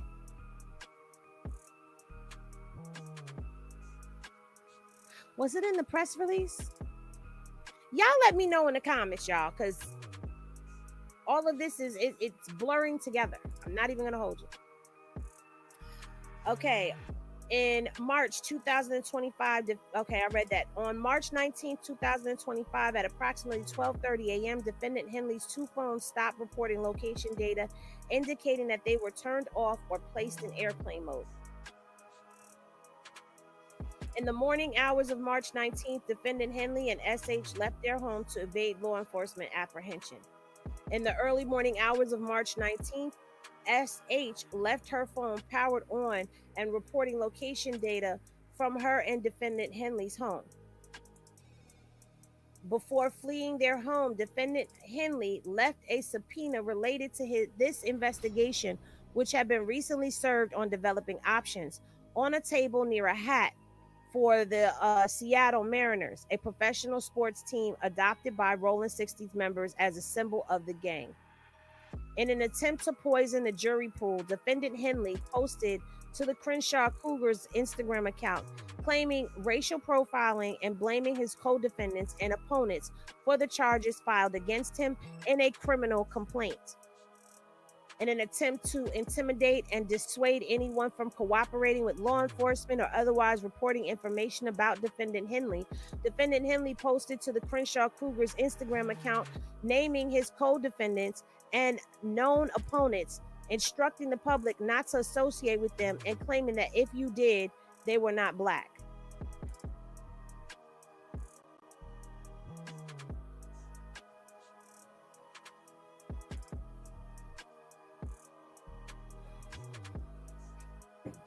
I just dropped my phone, which is probably good that it's on the floor. So all of this that WAC 100 been doing is not poisoning the jury pool. Like all this other stuff that's been coming out is not. It's okay. Defendant Henley surrendered to the United States Marshal Service without his phones that previously stopped reporting location data.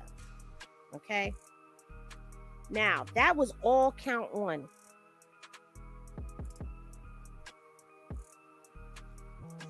Luce is working with the feds now. I'm willing to put money on that with you. Not against you, with you. I'm with you on that. All right. We are in count 2, and we are on page 42 of 75. Let's continue.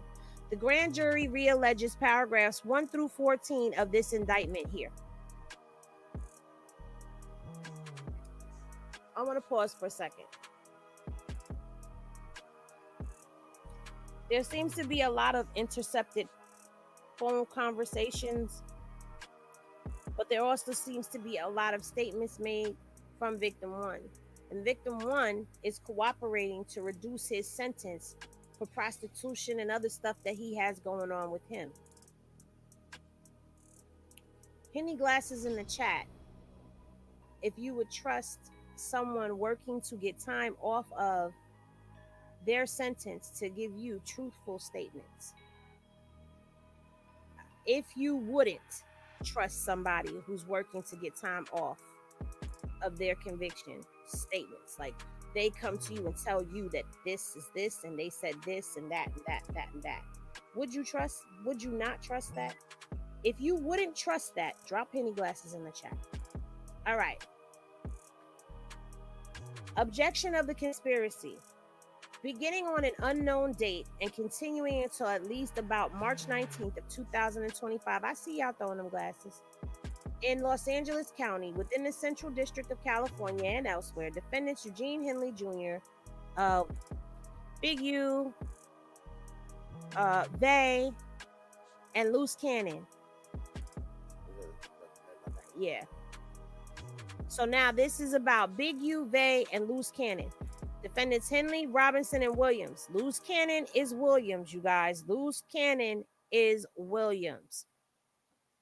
Conspired with each other and other known and unknown to the grand jury to knowingly and intentionally obstruct, delay, and affect commerce and the movement of articles in commerce by robbery, which is a violation of Title 18, United States Code, Section 1951. I see y'all throwing them glasses. I wouldn't either.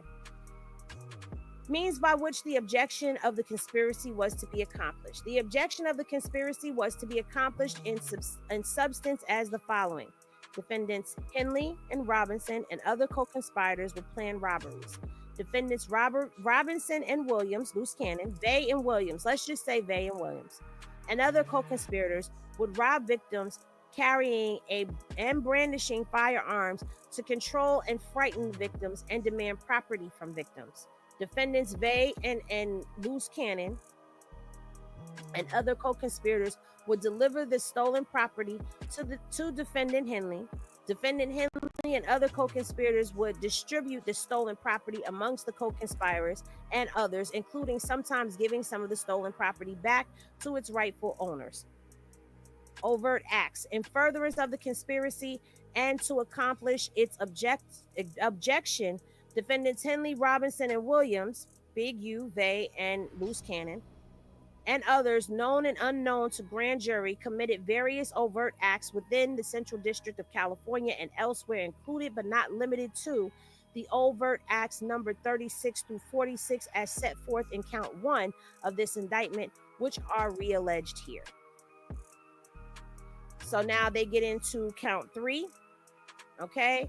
Again, this is defendants Big U, Vay, and Loose Cannon. The grand jury realleges paragraphs 1 through 18 of this indictment on or about July 5th of 2021 in Los Angeles County. Big U, Vay, and Loose Cannon and others known and unknown to the grand jury, each aiding and abetting the others, obstructed, delayed, or affected commerce and the movement of articles and commodities in commerce by knowingly and willingly committing robbery in the defendants Big U, Vay, and Loose Cannon and others known and unknown to the grand jury. Unlawfully took and obtained property belonging to unlicensed marijuana dispensary located in Los Angeles, California, from and in the presence of its employees, against their will by means of actual and threatened force, violence, and fear of injury, immediate and future to their person and property in their custody and possession. Count 4. Okay, again, this is on Big U, Vay, and Loose Cannon. Count 4. The jury realleges paragraphs 1 through 20 of the indictment. And it states that beginning on an unknown date through March 19th, Big U, Vay, and Loose Cannon and Bear Claw, it says, Martin, I'm sorry. So it's Big U, Vay, and Bear Claw. They're saying that they conspired with each other and others known and unknown to the grand jury to knowingly and intentionally obstruct, delay, and affect commerce and the movement of articles in commerce and extortion. And that's in violation of Title 18 of the United States Code. Means by which the objection of the conspiracy was to be accomplished. The object of the conspiracy was that Big U, Vay, and Bear Claw and other conspirators would demand money or other property from a victim, sometimes disguised as a tax or protection fee under threat or fear of violence or robbery. They're saying that defendants Big U, Vay, and Bear Claw and other co-conspirators would collect the extortion payment or other property from the victim. In furtherance with the conspiracy and to accomplish its objection, defendants Big U, Vay, and Bear Claw and others known and unknown to the grand jury committed various overt acts within the Central District of California and elsewhere, included but not limited to the overt acts number 36 through 107 as set forth in count 1 of the indictment, which is realleged here. Then you've got count 5, which is extortion, basically, where they're talking about Big U and Vay, and they're saying that they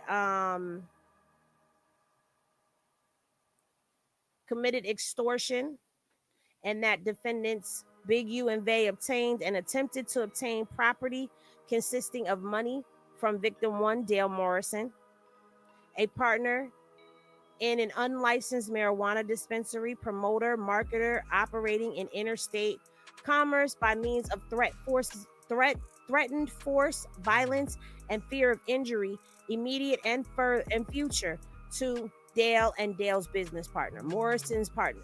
Okay. And then they make the whole list of everything that we just read as far as the totals of the amounts that were collected along with the dates.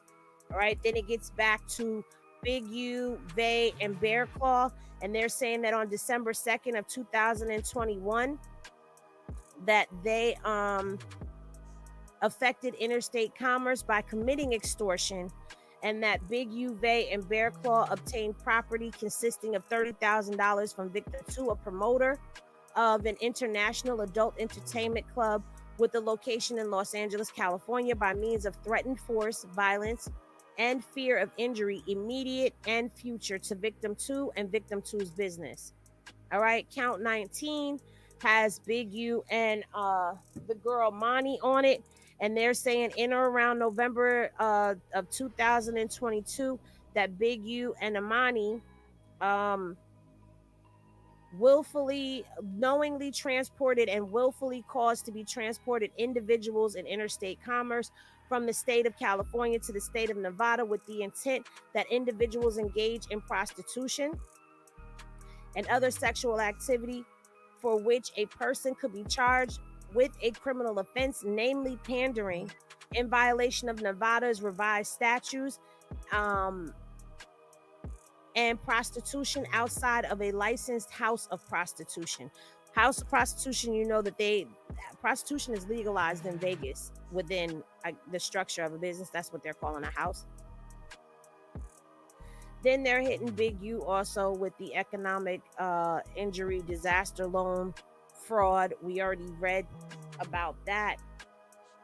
And this is where they're breaking down the EIDL loan that he got, the wire transfers, when they received them, how much it was received.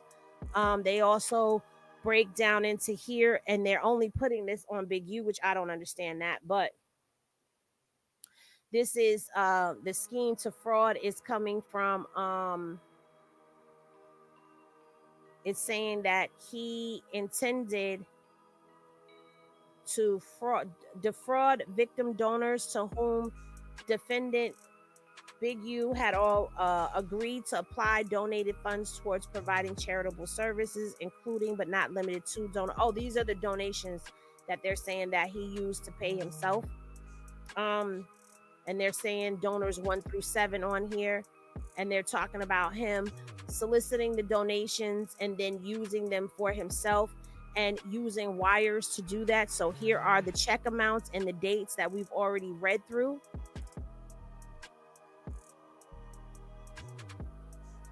And then they're re-alleging and saying that he, Big U, willfully embezzled, stole, obtained by fraud, intentionally misapplied, and without authority converted to the use of a person not the rightful owner the following properties valued at $5,000 or more that were owned by and were under the care, custody, and control of Developing Options, an organization that received federal program benefits in excess of $10,000 in each of the years 2015 through 2023. So here they're showing that there was $15,000 transferred to Developing Options, $10,000, $13,000, $10,000, $5,000. Okay. And those are transactions. It says transferred $5,000 from the Developing Options bank account into Defendant Henley's bank account. So 15,000, 10,000, 13,000, 10,000, 5,000, they're saying was transferred from Developing Options into his personal account. Okay. The mortgage lending they're putting on Big U, they, Blanton, and Hines, which is the other girl, Tiffany. And they're basically talking about how, they basically allegedly have put together this scheme for Defendant Blanton to get an approval for a home loan. All right.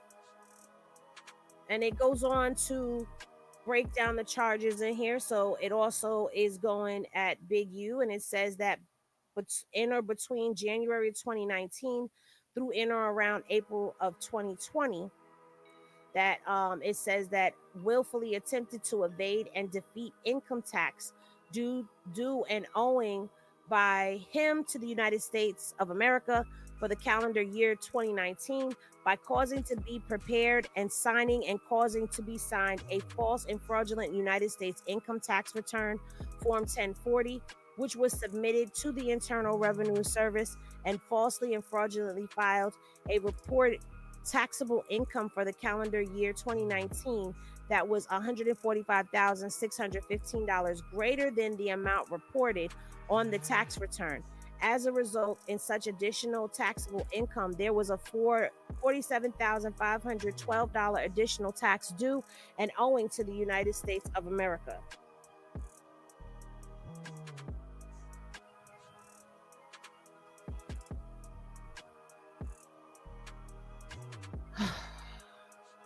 Sorry, y'all. And this is what they're showing, that they have two that were filed, one in 2021, the date of failure to file. So they're saying in 2021 and in 2022 that he did not file his taxes for 2020 and 2021. All right. They're also doing a forfeiture, and if you know anything about a forfeiture, that means that they want the property. They're coming for all property that is connected to all of this. That means that, remember in the beginning when we first read the criminal complaint, they were talking about going for the cars, the this, the that. That's what they're coming for. Okay. And that is the end of this 75-page document, y'all. That was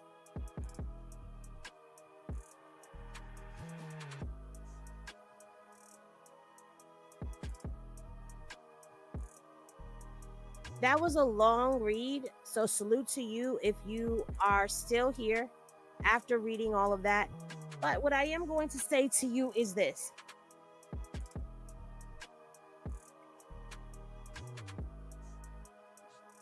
There has definitely been plots, schemes, and scams that have been put out there. There are also, this is a lot that's going on. And for me, I know people are like, Henny, what is your opinion? My opinion doesn't matter at this particular point in time. Okay. What I am going to say to you is there has been a long time plot, scheme, and scam against Big U for a very, very long time. Oh, wait a minute. How you get over me?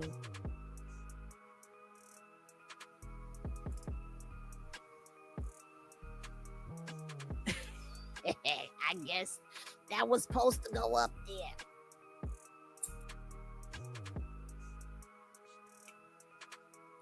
Now, what I wanted to do before this indictment came down and I got the paperwork and wanted to read it to you guys so that y'all could see how, and I get what people were saying in the comments about how, they're not going to tell you everything in the criminal complaint, but I didn't think that the stories would vary that much, because what I also still don't hear, I didn't hear anything about the DNA in the indictment.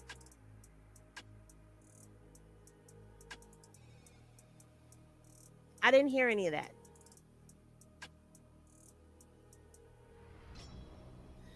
Brick Mad. Let's see what you're saying. Very much so, Sway. This will all be revealed in due course. Exactly. Brick Mad, they get out and he has to do some years. The rats are winning. What do you mean by that? Brick Baby, if you remember, I did a video and it said that he was permanently detained, but I'm not going to sit and say, hey, King Edo, I'm not going to say that he's not ever getting out, because, I mean, it seems that way, though, don't it? Sorry. I know that's so inappropriate. But they said permanently detained. He's not eligible for bail. He's not eligible for any of that. So Brick Baby is not coming home, okay? Loose Cannon is still out here running his mouth. Loose Lips Ashley, okay? Loose Coochie Ashley has turned into Loose Lips Ashley. Just out here talking and talking and talking and talking, and his wife out here talking and talking and talking and talking. And it's like, shut the hell up already. Like, y'all think this is a game. And my thing is, the only way that you could think that this is a game is if you are playing in people's faces and you are a cooperating witness on this case, if you're a cooperating victim. Now, let's get into what I had lined up for y'all. Since y'all here and since I was already working on it, let's get into this. Because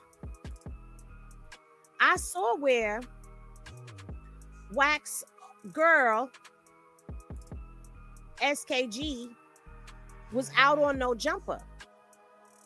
Y'all remember SKG, right? Y'all remember SKG? Any glasses in the chat if y'all remember SKG? Hold on. Hello.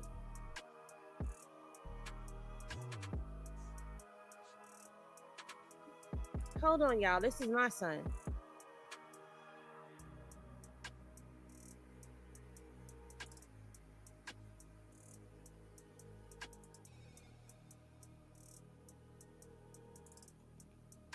Okay, Loose Wife is not. If Whack 100 said Big U changes lives, why all this? Hello? Hey. I see you're not calling from where you was. Where is that, and where is that?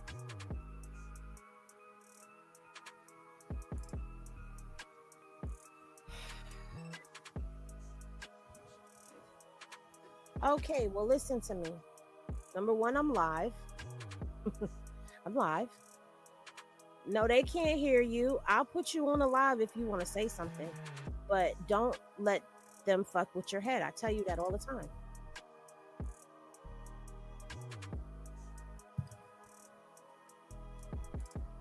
What did I tell you before?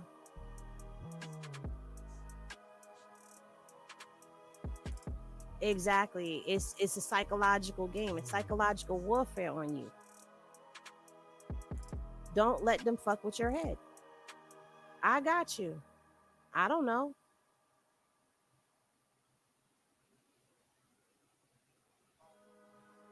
I mean, I was just reading paperwork, getting ready to get into something. They saying, "Hey nephew, you want me to put you on speaker?" Hold on. Go ahead. They can hear you.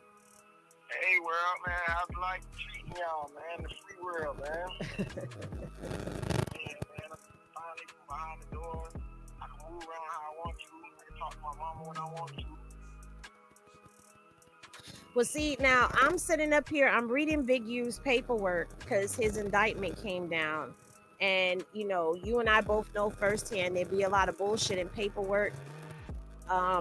They twist stuff around. So my thing has been, just letting people hear what's going on and not putting my personal opinions into things, because I feel like there's enough going on in the court of public opinion.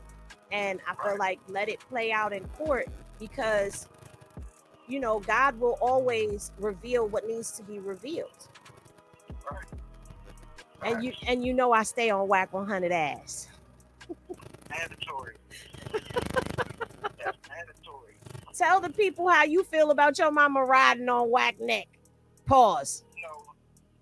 Whack the cross boundaries that he shouldn't cross. So I feel like my mom's doing the right thing. They don't have to keep your foot on his neck. That's a fact. I don't think a lot of people understand that. Like, it was one thing to go back and forth, say childish things. It was another thing to indirectly threaten me. Right. And it was another thing to have somebody that's connected to him make a threat on you. Right. In his name. I'm way out of town, man. That's a fact. The person behind bars. Come on, man. I ain't no threat. And as soon as I can get to see you, let me know when you station, and I'm there. All right, man. I'm around my big cousin Kyle, so I should be straight. All right. Do you need money on your books? You straight right now. All right. Okay. I love you too, babe. I will. All right. Bye-bye. He says, stay free, y'all. All right. That was one of those free 5-minute calls. My son is in transit. Keep him in your prayers. So understand that when I'm on whack neck, it's for a reason. It's for a reason that I'm on his neck. Yes, that's my son. That's my son. The one that was threatened. The one that, it was threatened in the name of whack. Yeah.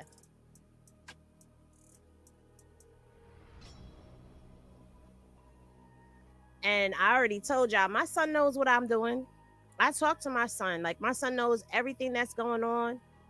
I keep him posted. He told me where he was last at. Somebody said, I know your mom. I see your mom. They be doing things sometimes. I ain't saying what. They was like, your mom famous. I'm not famous. I'm just a girl who does some shit, or a woman who does some shit that she enjoys. And what I am not gonna have is some suck ass niggas out here doing some whack ass, weak ass shit. That's what it is. But back to what we were talking about, I'm not gonna get emotional. I always get a little choked up when I talk to my son. Love my son. My son is my oldest and only boy, and I ride for my son. I'm a real mom out here. You hear me? So this shit right here, yeah. Anyway, so let's get back into the content. So Adam 22 sat down with SKG, and he did an interview with SKG. Now, if you remember when this indictment first came out, she was on the news twice. They were talking to her. I guess via some type of video chat or something or another. And then TMZ interviewed her on the side, on the sidewalk somewhere while she was just casually sipping, I don't know, a milkshake, a smoothie, or whatever it was. Okay. Now, she's been very vocal, but she's also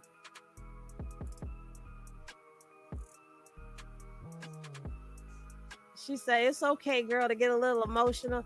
Nah, I ain't gonna do that. Okay. I cried last time I talked to him. I came and I cried on the live, and I just don't want to do that because what that does is it I don't want to be vulnerable. You understand what I'm saying? When it comes down to my personal shit. But I don't mind sharing some of my personal shit with people so people understand. You understand understand me a little bit more. But anywho, so SKG has been a part of Wack's plan, right? Which is crazy because she did this interview with Wack before Wack came on the live yesterday talking about he couldn't see Big U shooting and killing a kid that lived in his house, and how he said he didn't believe the murder rap and all of that. So he changed his whole narrative. He was talking about the good that he's seen Wack actually do. And I feel like, bruh, it's a little too late. It's too late to apologize. It's too late for that. Talking about you was trolling with a murder because you felt like he was trolling you with the CS2 back shit. You mad that everybody calls you CS2 back? That's you in the paperwork, nigga. That's you. You CS2 back, own it. You see what I'm saying? Own it. Hey, Too's Much is a member. Welcome to the other side. Hey. So now we have SKG out here doing her press run to taint the jury pool. Now they accused Wack 100 of doing that. I mean, not Wack. Oh, he's already done that. They accused Big U in the paperwork of doing that, of trying to taint the jury pool. I like that better.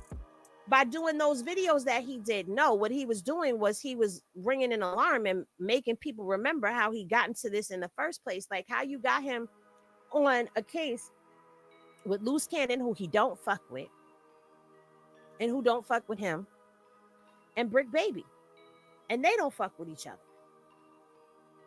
Oh, Miss Pammy, them onions got you. It's okay, Miss Pammy.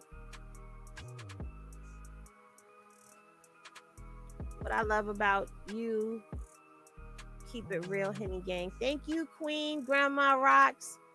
So let's listen to a little bit of what OSKG had to say about attacking Big U in a hotel. And she says after years of harassment. Let's hear what she got to say. And y'all know me. Y'all know I'm going to be coming with the receipts. So y'all ready? Let's get it. You came back around. And I had this show idea. And he got in the way of it, I'm assuming? I let him do the apology, and he came back in. Uh-huh. And then he tried to extort me again. At what point in the process of you putting the show together? Through the whole show. Okay. Through the whole show. And by this time, Wack knows about this. I had to deal with Live Nation. Uh-huh. So SKG is the girl that attacked Big U in a hotel. If you missed it, don't worry, because I'm going to play the clip of that again. And then we're also going to hear Wack 100 again in his own words talk about who this girl is. Because this girl was a part of Wack's plot, plan, and scheme to try to take Big U down. This interview that we are watching, this interview right here, was recently done with her and Adam 22.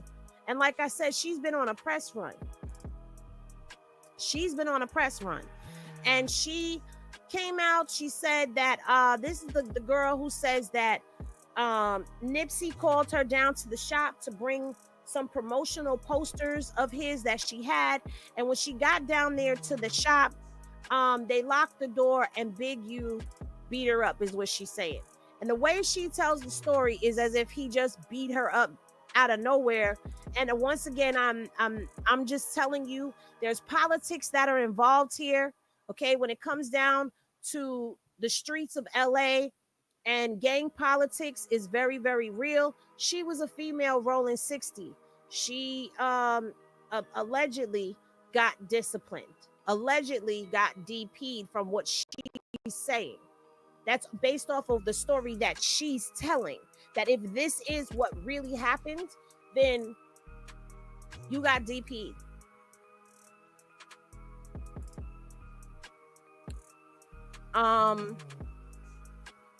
But the way it often gets told is as if he just put hands, feet, and knee bows on her for no reason, out of nowhere or whatever. And there's politics. And let me explain this to y'all before people be like, oh, Henny, you know, you're a person who went through DV. How could you sit here and say it like that? Because there's a whole lifestyle that has rules, regulations, laws, codes, creeds, bylaws, and all of that, that if you are a part of that, you have to follow. And those who are not inside of those politics will never understand them. We won't understand them. So when she says things, when people say things like, well, why didn't she call the police? And she says, well, I didn't, I just let it go, whatever. It's not because it was just something that, you know, oh, I'm just not going to do it because I'm just that scared. No, it was a part of your politics. You did something and it was a part of your politics. Allegedly, this is what happened. Because we don't know whether this is true or not. But what I can show you is some documents that are going to make you go, But let's let her continue. And read it. And see, I have receipts for that because I was going back and forth with Live Nation. Sugar Free needs 15 passes and 7 all-access wristbands per his manager, Ted. As far as indie acts, I'm still waiting on the full list. We just need a time slot from 8 to 9 for our acts. I have a stage manager who's going to flow our indie acts. He just did the Wiz show, which was a success. After that, you can map the show out how you need to. At this point, Corrupt may not come, and I fear for my life because his manager, Big U, has threatened to harm my life, which I'm at the police station now. I'm a mother of 4 children. I don't take threats lightly, especially when I have an event to pull off. So if we can please accommodate Sugar Free, that would be great. And if Big U comes, I don't want him allowed in the venue or around my red carpet. So I'm trying to hire off-duty police officers. Sorry for the inconvenience. What date is that? That is June 26, 2014. Now, y'all probably can't see the date. So let me put it back where it was. Can y'all see that date clearly? Let me see. Yes, y'all can see that the date that he read out was June 26, 2014. I want y'all to put a pin in that date. June 26, 2014. All right? Now, y'all know if I'm telling you to put a pin in something, that means that we going somewhere. So we going on a trip in a special magic ship. Okay? So June 26, 2014 is when she made that text to Live Nation and told them that she don't want them there and this, that, and the third, right? Okay, let's continue a little bit. And that's from you to Paul. Okay. Damn. So even at that point, this was just like a constant thing. It's been a constant thing. And that's what people don't understand. This isn't one thing. It's a constant throughout my career, throughout my life, just dealing with him. Right. Read this one real quick. I just want you to read that one. Okay. This is from you again in 2014. Hello, Paul. I spoke with Compton AV's manager. He's confirmed. I paid him in full for the show tonight, and I have a contract on him. I paid Corrupt $1,500 through his manager, Big U. If the rumor is he is not showing up tonight and I have a signed contract, I will sue him. Big U is making this very hard for me and is intimidating, extorting, and bullying. The only way Corrupt won't show up is because he said he couldn't. I'll be at the House of Blues at 2:30 today. What year is that? Again, same date, June 26, 2014. 2014. Okay. She's saying that this extortion and bullying and harassing and all of that happened in 2014. Well. Henny Legal got to digging. So let's do a little dig. Let's deep dive a little bit, shall we? And Henny Legal got to digging. And you know what we came up with? We came up with a restraining order. We did. So let's go ahead and let's put our court doc screen back up and let's share this. And let's change our watermark so y'all can see it a little bit better. There we go. This is a request for civil harassment restraining order. I want y'all to take a look at this date.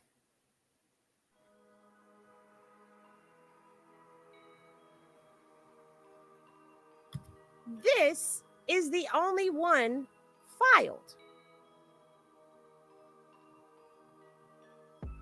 There is no other request for a restraining order filed before this date or since this date either.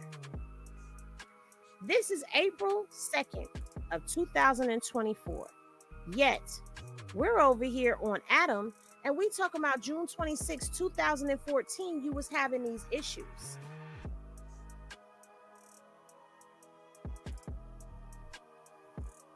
Rest in peace, Nip. He passed away in 2019. So somewhere between 14 and 19, because I don't know her timeline. I ain't gonna hold you. You allegedly got DP'd in Nipsey's shop by Big U. And you did not file restraining orders, police reports, no, none of that stuff. You got away. You stayed away. You just humbly are a businesswoman who wants to do your business. But this big bad bully named Big U is bullying, harassing, and extorting you. But you wait till April 2nd of 2024 to file.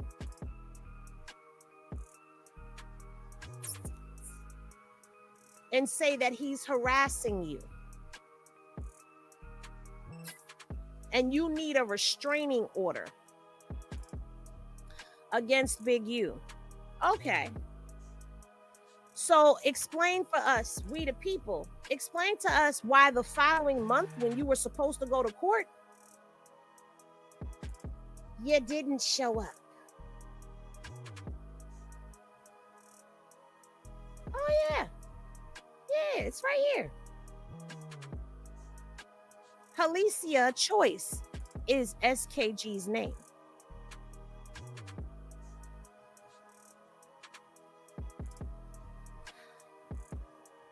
So, April, you filed for this restraining order. May, you supposed to go to court for the restraining order. And let's read it, shall we? It says the following parties are present for the aforementioned proceeding. No appearances. This matter is not called for hearing out of the presence of the court reporter. There's no appearances. The petitioner's request for a restraining order is discharged. Case dismissed. And this was a petition for a civil harassment violence that was filed on April 2nd. Right? Oh, but wait, there's more. Let's take a look at this date right here.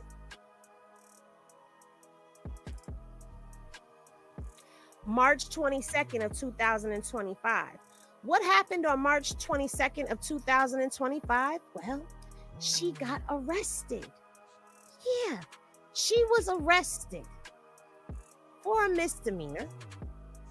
It was a citizen's arrest, LAPD, and she was ROR'd.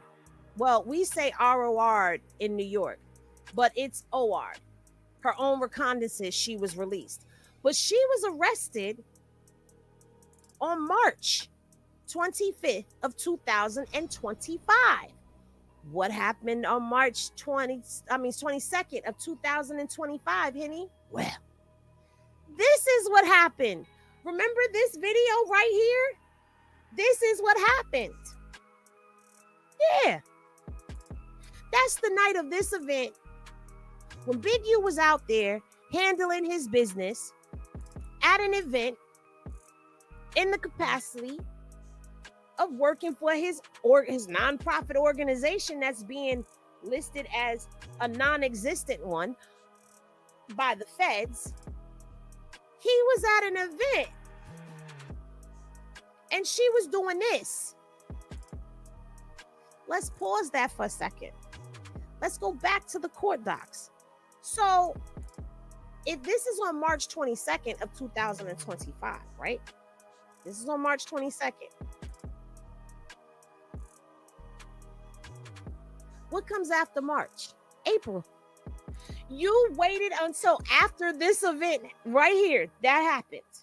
You waited till after this event happened where you went after him to then go to court and try to get a restraining order. And I can guarantee you the reason why she didn't show up to court was more than likely because this video right here exists. Yeah.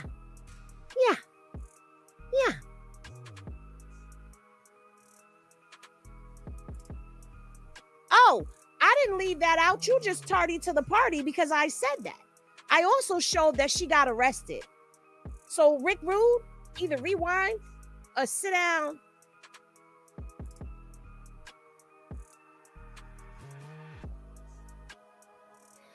What?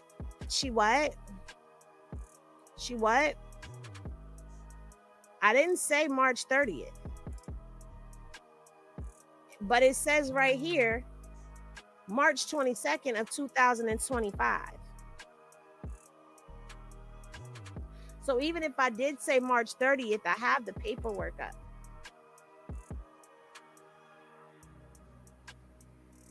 I have the paperwork up. And this is her. That's her booking number. And yes, she did try to file a restraining order against Big U. And no, she did not go to court. And that's in April. March, the incident happens. April, she files for a restraining order. May, she don't go to court. And there's no other paperwork. Go figure. But let's let her continue to tell her story. Yeah, like I mean, I forget if were you the one who's kind of saying that Big U and Corrupt have had this relationship over the years? Yeah, very much so. Very much so. I mean, he beat Corrupt ass in front of Snoop and Daz, and Corrupt, if he want to deal with that and turn back around and say my brother, that's on Corrupt. But that's not love. That's not friendship. That's not loyalty. That's not normal. Right. No, definitely. That's fucking wild. So then we fast forward from that so to this incident in the hotel lobby. You know what? I will stand corrected because you know what? I read that wrong. So I give you that. I'll give you that. I will give you that. I will give you that. I stand corrected because it said the information was current as of that date. So I will give you that. But the arresting date was March 30th of 2024, not 25. So my bad.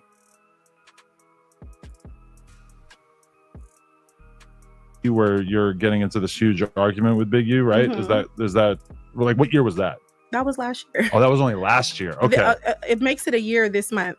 Holy shit. So, I mean, what was this still just like a lingering thing that kept occurring up until then? Yeah, it's always been lingering. Like, up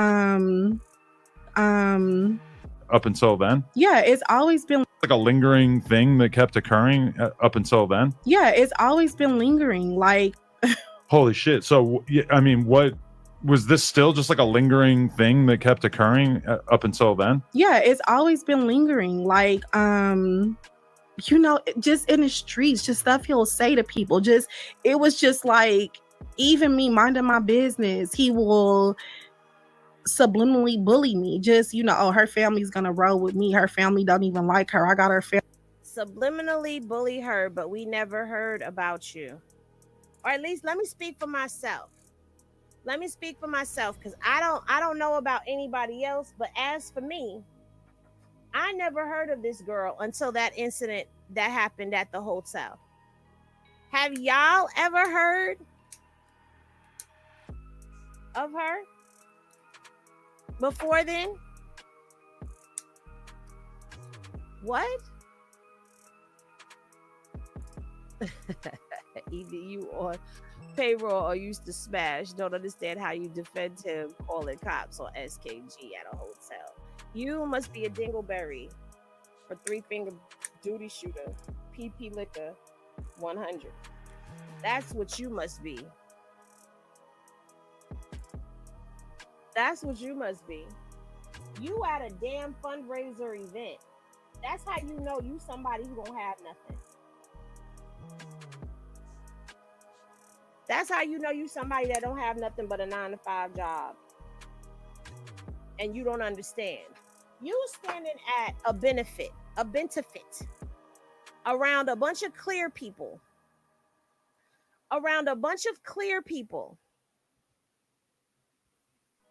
I don't know that lady neither. And you there in the capacity of a businessman. Not no gangster, not no street dude, not no none of that. You in the capacity of that. And you mean to tell me, what did you expect him to do, Rick Rude? Because you a troll, and I'm convinced of that. You're a troll. Don't understand how she getting her ass beat at the store by a 300-pound man is DP allegedly. Rick Rude, I'm going to ignore you from now on. Okay, so now let's go back to the question. Okay, so you don't know that lady. You don't know that lady. Whether it was 2024, 2025. Going to prison for helping whack 100 and 600 framing you. I love the name, Custer Lovejoy. Facts, nobody heard of her. CS2 sent them. Right. You gotta be kidding me. Right, he gotta be kidding me talking about you wrong. If I'm sitting there at a business event and I am not in the capacity of doing street business, I'm doing clear people business. Clear people call the police, and the way that she was behaving, oh, I have a low mentality. I don't give a damn who you know. Let's be very clear about that. I don't care who you know. I don't care who you think you are. I don't give a fuck about you being over here on my platform trolling either. You don't want me to make an example of you up here because I will embarrass the fuck out of you. So I suggest you tra-la-la-la-la along to wherever the hell you came from and skedaddle from the bar before you find yourself getting cussed out in a way that you've never been cussed out before. Because I'm not in the mood for you or your kind. Okay? All right. She made herself looking foolish and trashy. That part. She did all of that and called Cash Jones. Not only did she call Cash Jones, Rock 215 man, when this incident right here was going down, let me take my watermark off so y'all can see it. When she was doing all of this right here, homegirl was on the phone with Whack 100. He was live on Clubhouse with her. While this was going down, she had her phone in her hand. He says, spare him, baby, spare him.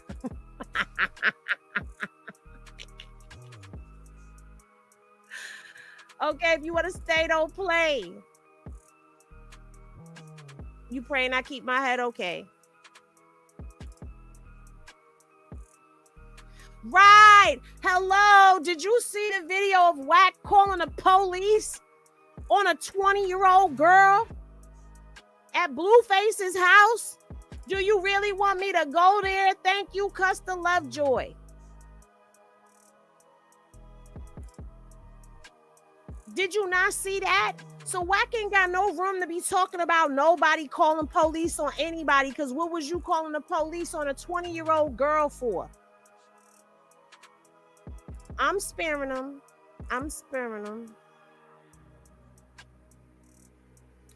But let's go back to what she's making allegations about Daz or Corrupt. I'm sorry, about Corrupt and Big U's relationship. So let's finish hearing what she got to say before we blow this up.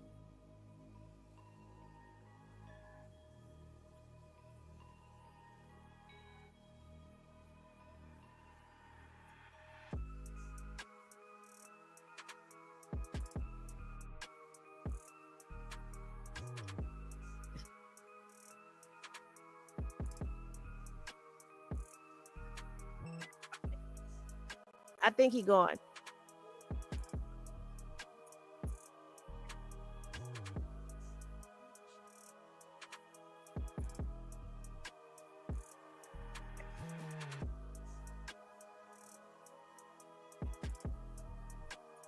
Oh, my bad. Because I have my own visions, my own goals, my own aspirations. I didn't need Big U, you know? Definitely. So that hotel incident, you seeing him was totally random, or how did that go down? It was random. So I had tagged him and made the video saying that he's been bullying me for years and jumped on me and things of that nature. And so I did other podcast shows. And after that, I think it was like 2 months later, and I was at the hotel at the Awards, and I was just minding my business with my family, and something just told me to turn around. I was standing in line with my kids, and I turned around, and he was just walking up to me talking mess out the blue. And he was walking up to her talking mess to her out the blue. Meanwhile, she's standing at the counter. He's standing at the counter. Is turn around looking at you like you crazy. Are you serious with yourself right now? Let's let her continue to lie. I mean, tell her her side.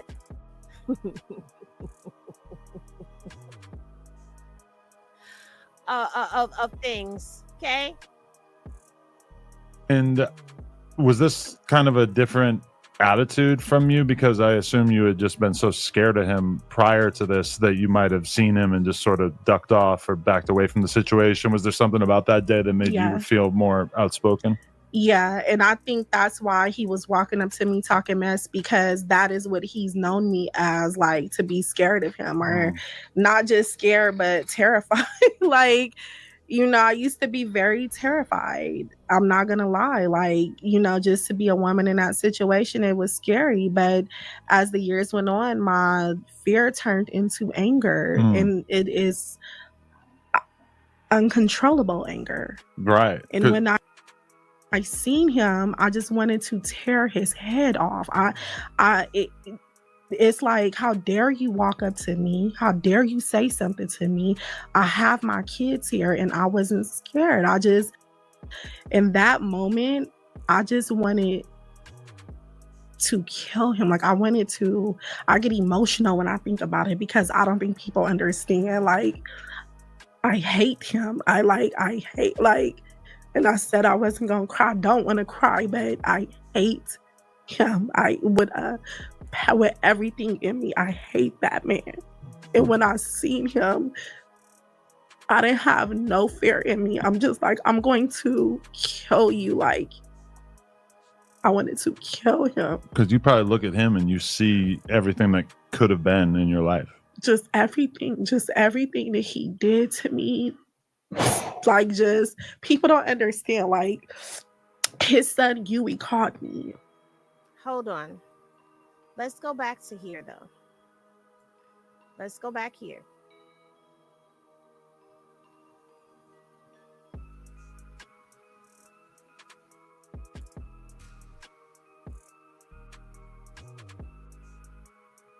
Let's let that sit for a second and marinate.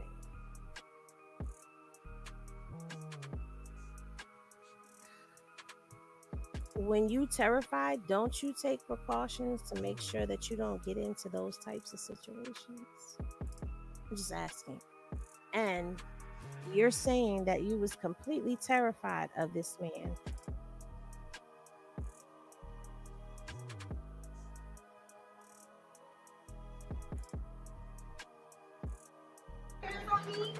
Did you put your hands on? Never even seen. You fucking You's a fucking bully. I think you're a bully. Niggas a fucking bully. Did you lock me in the spot? I think you're bullying right now. No, did you lock me in the spot? I think you're. Can you call the police? Yeah, call the police. Call them now. So I can press charges for what you did. What's going on here? You see that? Yeah, did you lock me in the spot? We don't allow recording inside the hotel. You think Did you try to blackball me? I think you're mentally ill. You fucking bully. Did you? You fucking bully. Did you just throw something at me? Did you fucking bully? Did you see that? Nigga, if I have my burner, I'll blow your bitch ass back. You fucking bully. If I had my blower, I would blow your bitch ass back. Did you almost make me lose my fucking baby? Did you put your hands on me? You fucking bully. This nigga's a bully. This nigga's a fucking bully. Wow, this nigga's a bully. Call the police. You bully ass nigga. Did you put your hands on me? This nigga's a woman beater. Big you didn't kill me. Don't say him. This nigga's a woman beater. What did you do? She seen it? Yeah, call the police. Fuck it. Do you see all these lights, folks? You lucky I got my blow. I'll blow your fucking head off. Again, you lucky I ain't got my blower. I blow your fucking head off. That's what she said. She said it. I'm repeating it. Do you see how these people is looking at her? All right. Did you put your hands on me? Did you cause me trauma? You fucking bully. You fucking bully. You don't give a short, you bully. Did you put a price on my head? You lucky I ain't got my shit on me. So what was the issue? So what happened? Did you guys exchange any words? No, she was right here the whole time. Call the police. She was right here the whole time. Don't look at my baby. Don't look at my fucking baby. Bully ass nigga put his hands on me. Bully ass nigga lock me in the spot. This bully ass nigga. Don't man me. No, call the police. Don't man me. Call the police on this fucking bully. You're a fucking monster. And I'm gonna make sure you lose everything. You fucking bully. Call the police. No, fuck him.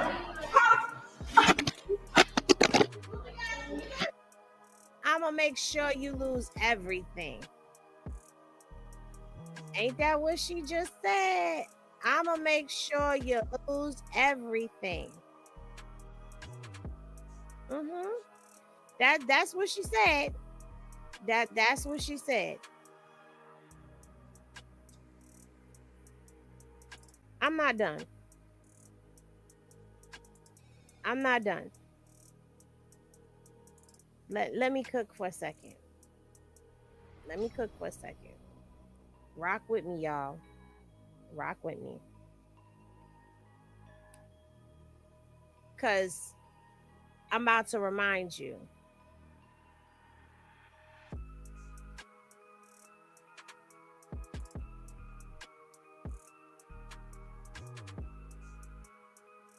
I'm about to remind you right now. Let me go up here. That's a sick nigga, bro. I keep telling niggas I work in phases. Let me see how smart you are, Brock. What was the last bullet I launched? I'm gonna give you the last three. All right, go ahead. I'm gonna give you the last four. I released the paperwork with the police. I know where this is going. Then I double back and released the signature line with him and Nipsey Hussle on the contract and told him, say another word. I'm gonna let him see what the contract is. You said, right? I'm all ears. Then the female SKG. We're going at your character and the contracts you got over there, boy. And then now, this your homeboy saying you writing serial numbers down the pistols. So when you hear that, and when did this episode come out right here? When did they drop and release this video? January 21st, 2021 is when this video was uploaded to YouTube. So now let's put this into perspective. January 21st, which means that he probably either said that in the morning or he said that the night before. In January. In January.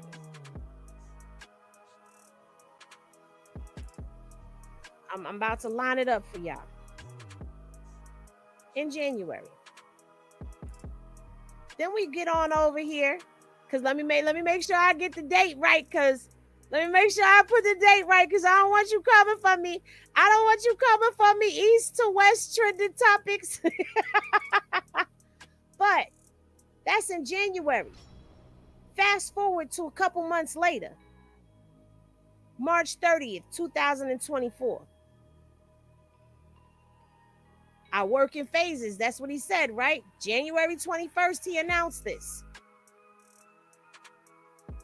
Then here we got this situation going down. March. SKG goes after Big U. March. When was this uploaded? 11 months ago. So this was uploaded, not that, yeah. That don't line up with the timeline, but we over here with it because we got the inmate information, okay? Then we gonna go over here. So it's January, February, then we get to March. He executes and launches SKG. March, April, SKG goes to get a restraining order. May, she's supposed to show up to court, but she don't show up to court. Big U gets arrested, and now here we are with her on the news, her on TMZ, and her on Adam 22, no jumper.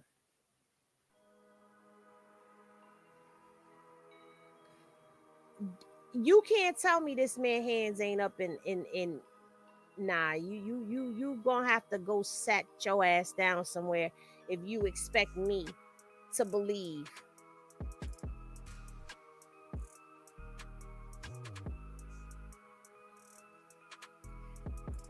Now, we also have, because I ain't done cooking, and I don't know who these people, I've never heard of them before until, my peoples came at me with this.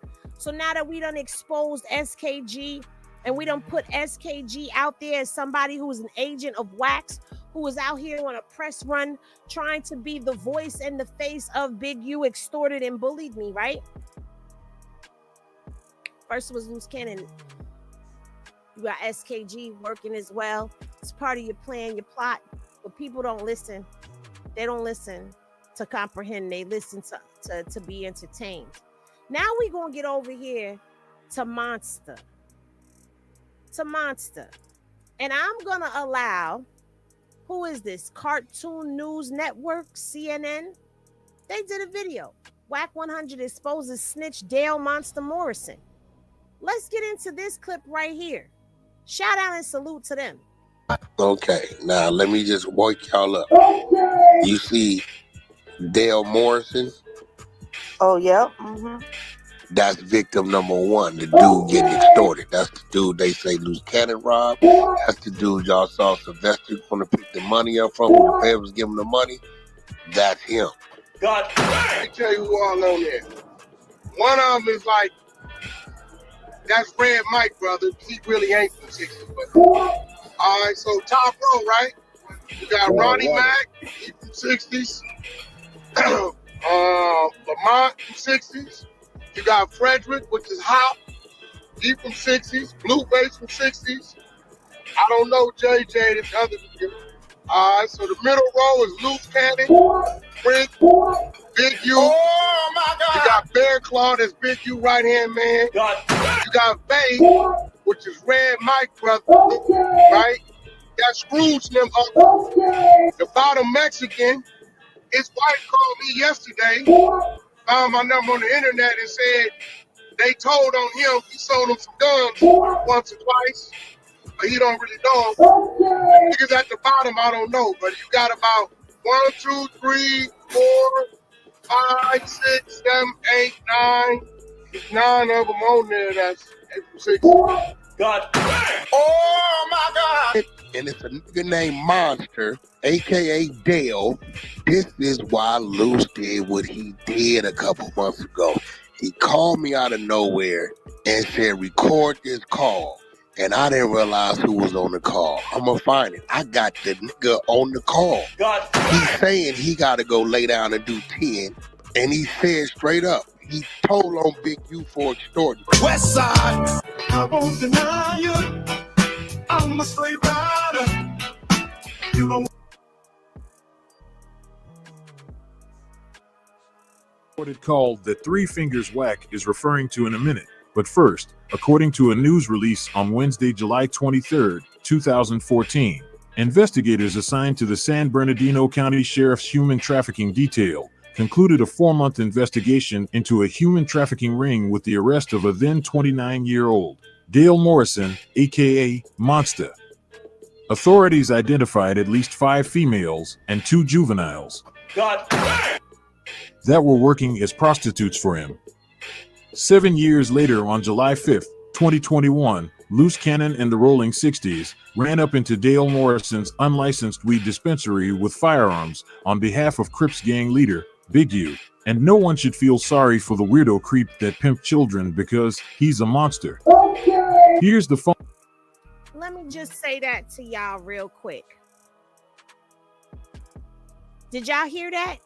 5 women, 2 juveniles, 2 kids, 2 little girls. 2 little girls.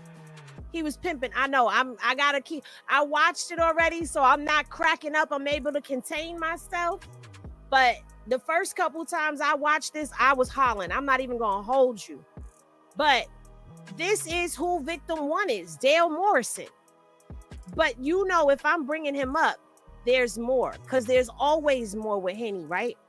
Let's continue. Phone conversation between Loose Cannon and Monster that Three Fingers Whack was talking about. And this. Why is Loose and Whack on the phone with somebody who, you know what? Let me let y'all listen. This is the Cartoon News Network with its feature presentation, The Unsympathetic Story of Victim 1, Dale Morrison, Monster. Boom. Probably about 8 months ago, Luce disappeared. He called me. Where you at? Dago. You doing in Dago? Bro, motherfucking feds picked me up, talking about some shit with Big U, and boom, boom, boom, boom, boom. I said, what? Now, why come we never heard this before, that Loose Cannon was picked up by the feds prior to? Why wasn't this a topic of conversation? Huh? Anybody in the class? Why wasn't that talked about? He said, yeah, with the Dale, but I don't know what they talking about. I said, who, Monster? He said, yeah. He said, but I don't know what they talking about. I'm like, well, shit. I hit Monster. I said, yo. Why you got Monster number? Oh, because he was doing some club promoting for you? You comfortable with hitting Monster up, huh? Most people don't want to get on the phone with somebody. Never mind. Let's continue. What's going on with you and Luke? He said, man, Big U told me that he the one. I said, bro, he ain't do that. I said, why would think about it? Why would Big U tell you he the one? I don't know. That's what he said. I said, I'm going to get you and Luce on the phone, bro. He didn't do that, though. Bro. That wasn't him. Luce get on the phone with it. And Dale tell him in so many words, Big U ain't right. We don't know. This is why when you were just reading it, the light came on. Before you even told me they put a robbery on it. This Big U got picked. He put that on that nigga. You put Loose Cannon on the phone with Dale Morrison.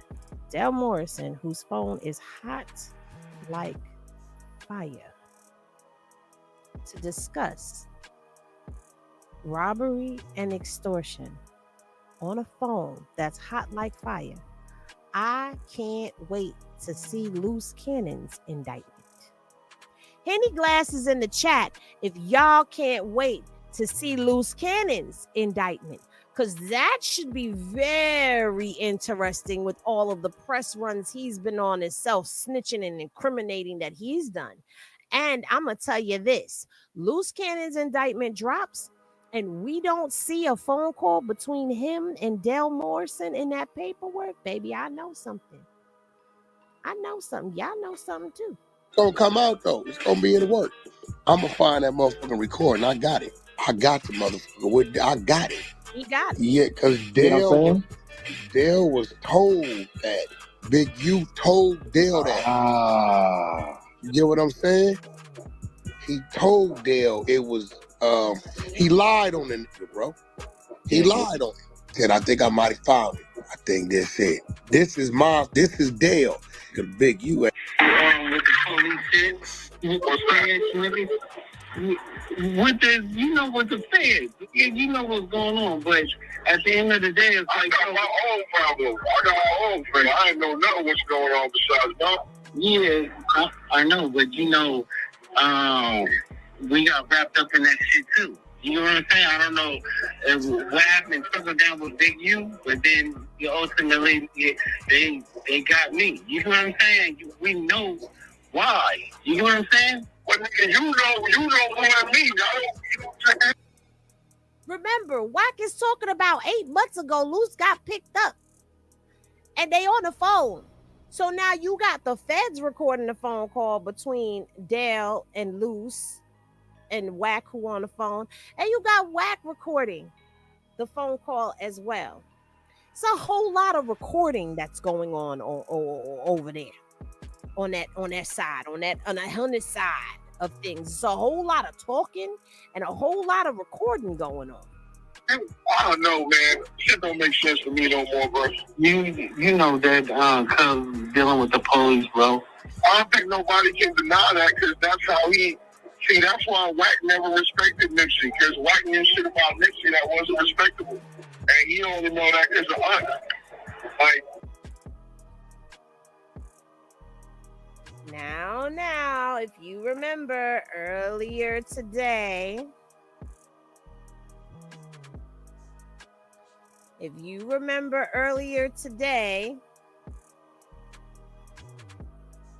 I mentioned this. I mentioned this very phone call today. And I was saying when we talked on our spiked coffee conversations in the morning, we talked about this conversation and I told y'all I was going to come back and play it.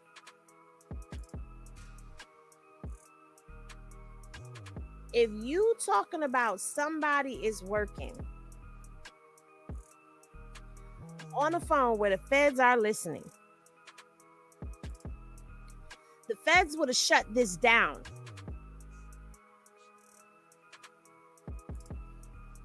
If he was really working.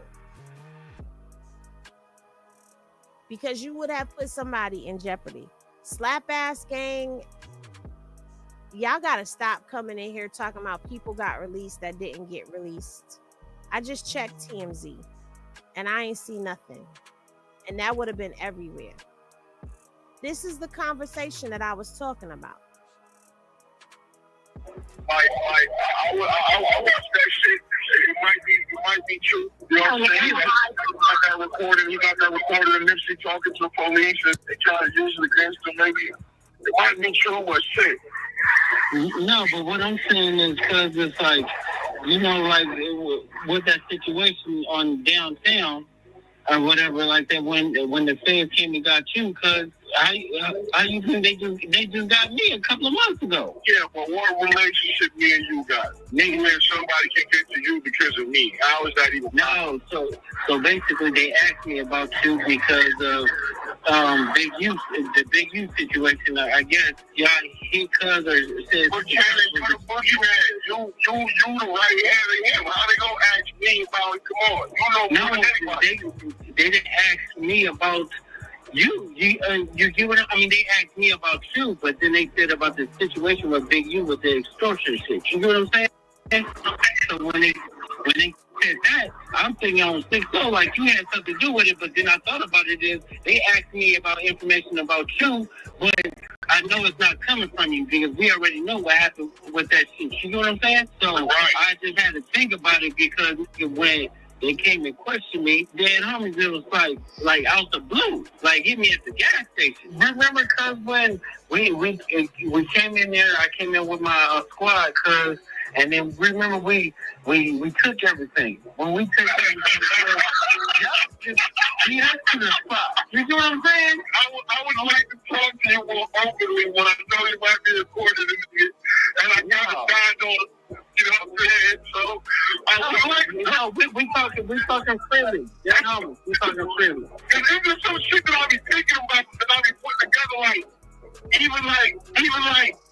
you in a Tyler situation, I can see you pushing the line, and then a phone call happens, and then the energy switch, and then you kind of look like, because I'm telling you, nigga, it's just shit I would like to talk to you about, man, but you know. Hold on. Because I'm trying not to say it, but I'm going to say it anyway. I don't care. I'm going to say it. First of all, my guy,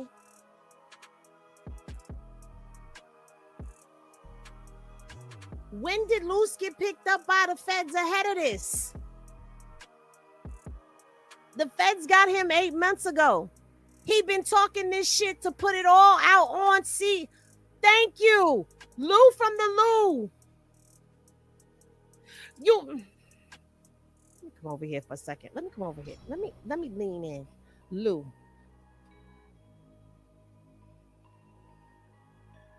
Me and you locked in. Locked in. We locked in. Thank you, hey, Las Vegas Freedom News.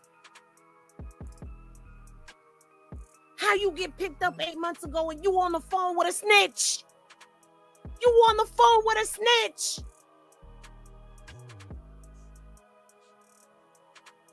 Back on a three-way call with two snitches snitching.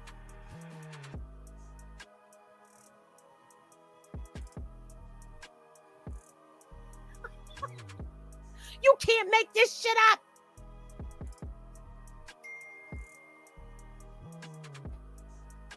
Hold, please.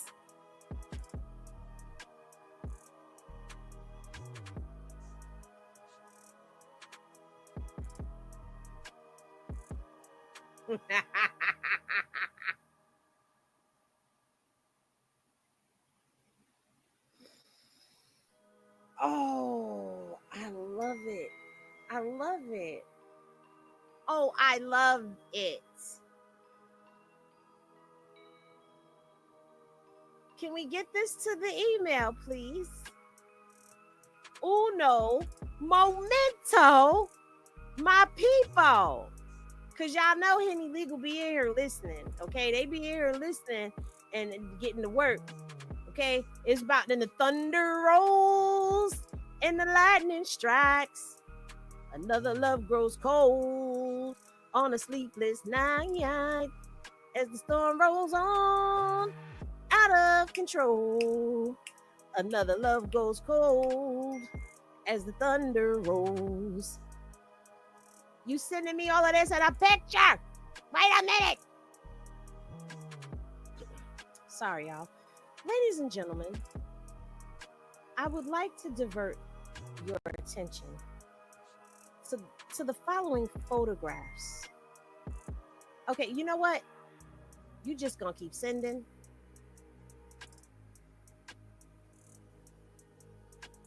So,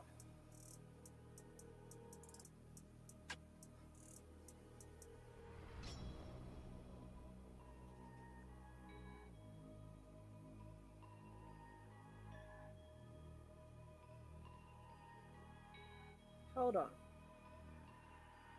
Let me hold on 1 second. Let me make sure that my I's is crossed. My T's is dotted and my I's is crossed before I say something. I want to look at this again.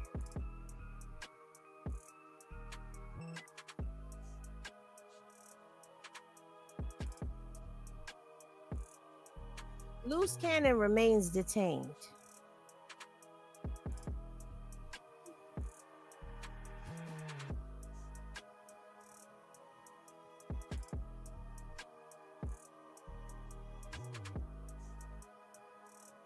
Oh, they on it. Okay, so that's what they were showing me. Loose Cannon has not been released. He is remanded. He remains detained. He's still detained. He's not. Y'all got to stop this. Hold on. Let me see something.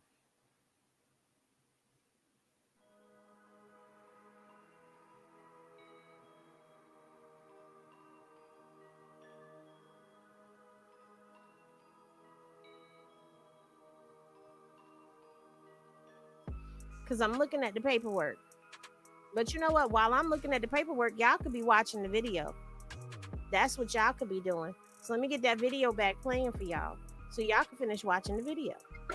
No, but you know, Monster, have I lied on Cuz? Like, I don't think so. I think you probably got me because see, I can't talk openly for real because I can't be on no recording this conversation. No, bro, I'm not recording you. You know, I told you on Neighborhood Chris, I'm not recording. Hey, everybody is out here. We waiting on you. Yeah, no, but everybody out here. But what I'm saying to you is, Monster, is like I'm not harboring or anything like that. You good with me? You get what I'm saying? I'm not gonna do that. That's what I want to get to. That part. You get what I'm saying? On stick though, but you have to understand, like, bro, the situation I had and I did things to you, it was only because of Big U, and you know that. But what I'm saying is, like, cause the shit that I was doing. And I didn't want to lay y'all just down. I don't want to do certain things to y'all. You know what I'm saying? But cuz lied. You know what I'm saying? Right there is when Lou stopped fucking with him, when dudes started lying to him. And that's when that nigga did that shit with this man and told this man Luce did it. I listen to your podcast. You clearly a cop. You like fingers in your ass, boy. You really a thot. Put that picture of him laying on his diabetes belly and his ass was up. Right. She said she put 3 fingers in his ass. Did you say that? She did. 3. Yikes. We got the winos calling him 3-finger whack. That's a different time. You got a plan in your back doing the come here sign? West side. She said she put 3 fingers in his ass. Did you say that? She did. 3. Yikes. We got the winos calling him 3-finger whack. West side. God. The night of the birthday party, Henley, Robinson, Martin, and other associates turned up at the club.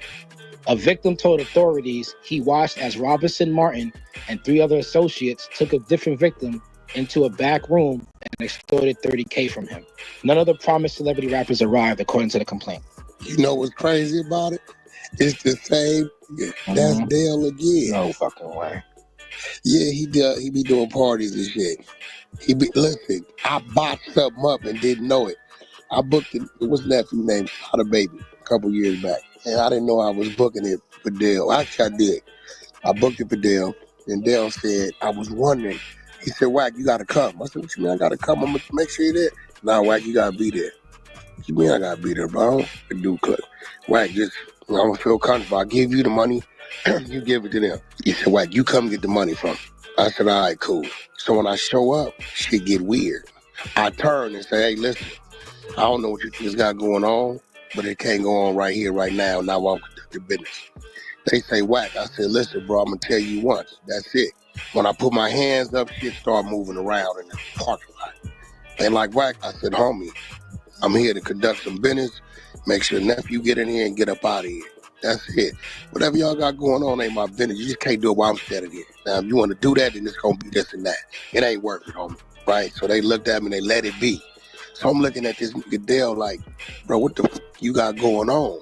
He called me the next week. Hey, bro, think you can come out, bring your team to the... No, nigga. No. But somebody told me, hey, bro, you know, boy think you did that on purpose. I said, did what on purpose? He said, book Sada Baby. So I'm not doing the math, Prince. He's talking about me booking Sada Baby got to do with Big U. You know what I'm saying? Like, I'm not putting it together. You get what I'm saying? But what you just read, right, that's the nigga they took in the back. Dale was already twisted on some shit. I'm going to find a recording. I got it. He told us he cooperated. Big U been telling people, if you didn't hear 600 say, Big U been telling people he got to do 4 years for extortion. He been saying it. That's that.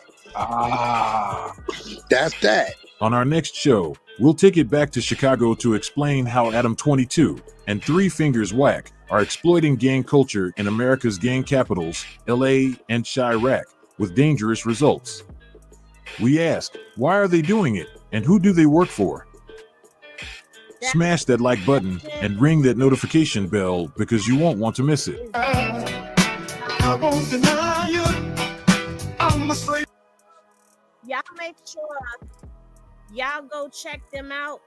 Cartoon News Network. They are hilarious, as y'all saw. Now, what are we looking at, Henny? What we're looking at is the paperwork for Dale Morrison. That's what we're looking at. And this paperwork begins in 2021. But wait, before we get there, I should bring you here.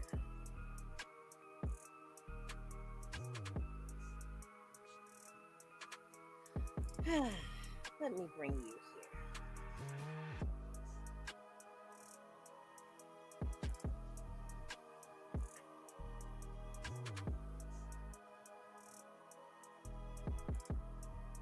So, this is a newspaper article pertaining to Dale Morrison.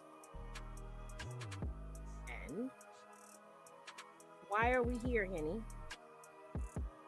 Because we're going to learn a little bit about who this man is.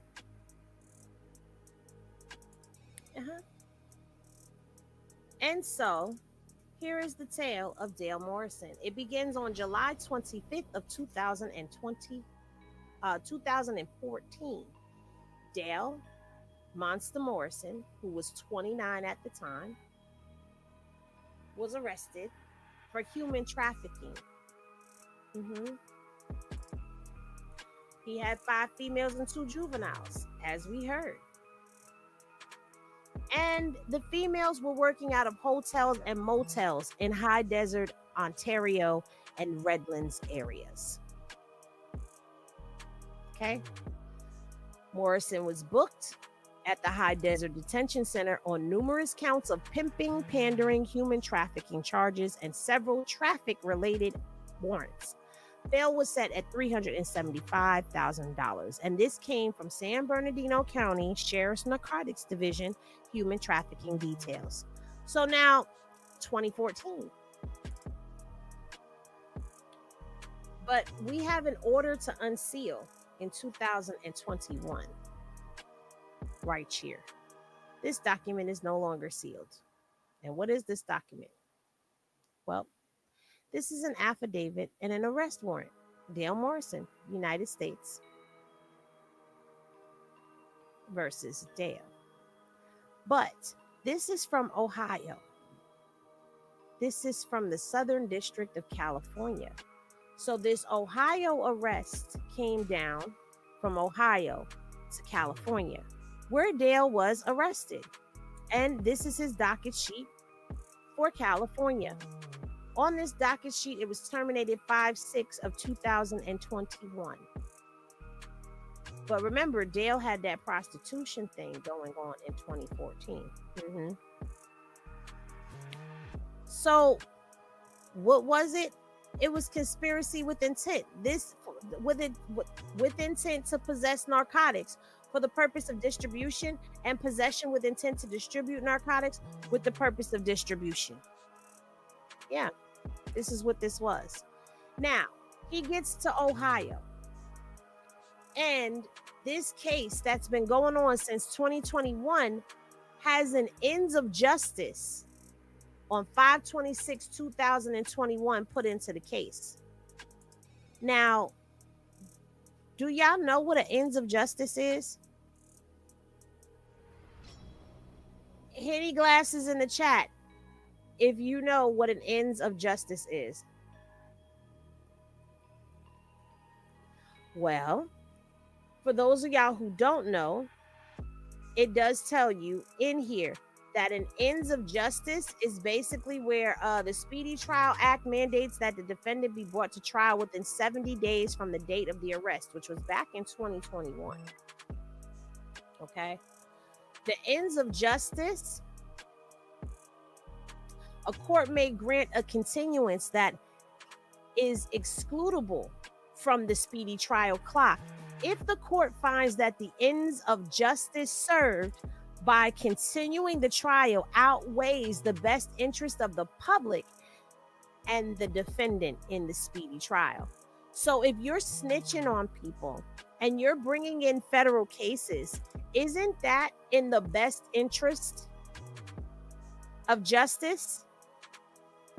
Wouldn't that constitute that the best interest of the public? If he's out here snitching and getting people locked up, and it would also be in his best interest because he's now a federal employee, because he is now a snitch and an informant. Yeah. So now he's snitching that he's working for the government. And when we come to this document right here, this is another ends of justice. This ends of justice right here was filed on 5/26/2021. This ends of justice that we looking at right here was filed on this month on the 6th day of 2025.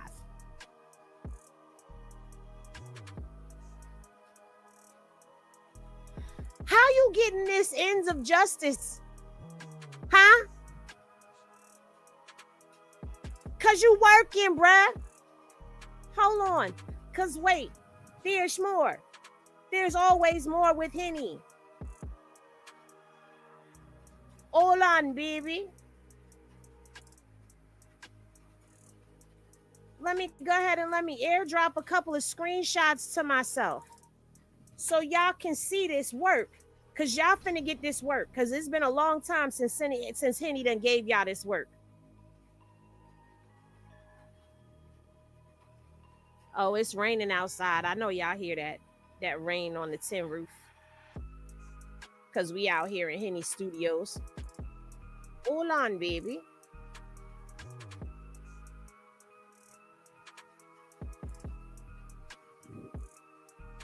Oh, it's thundering. And it's lightning. Let's get to these pictures. Let's get to that. I was trying to see if I put my magnetic lashes on, if it was going to look crude or not. All right. I want y'all to take a look at these. Where do we start? Oh, we start there. Okay. Let's share this with y'all, shall we? Because I love to share with y'all.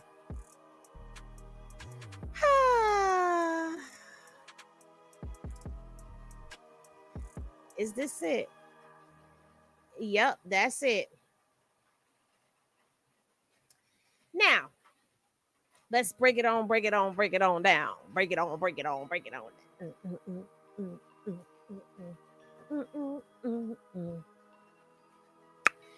Now, here you have the arrest date, which is here of 4.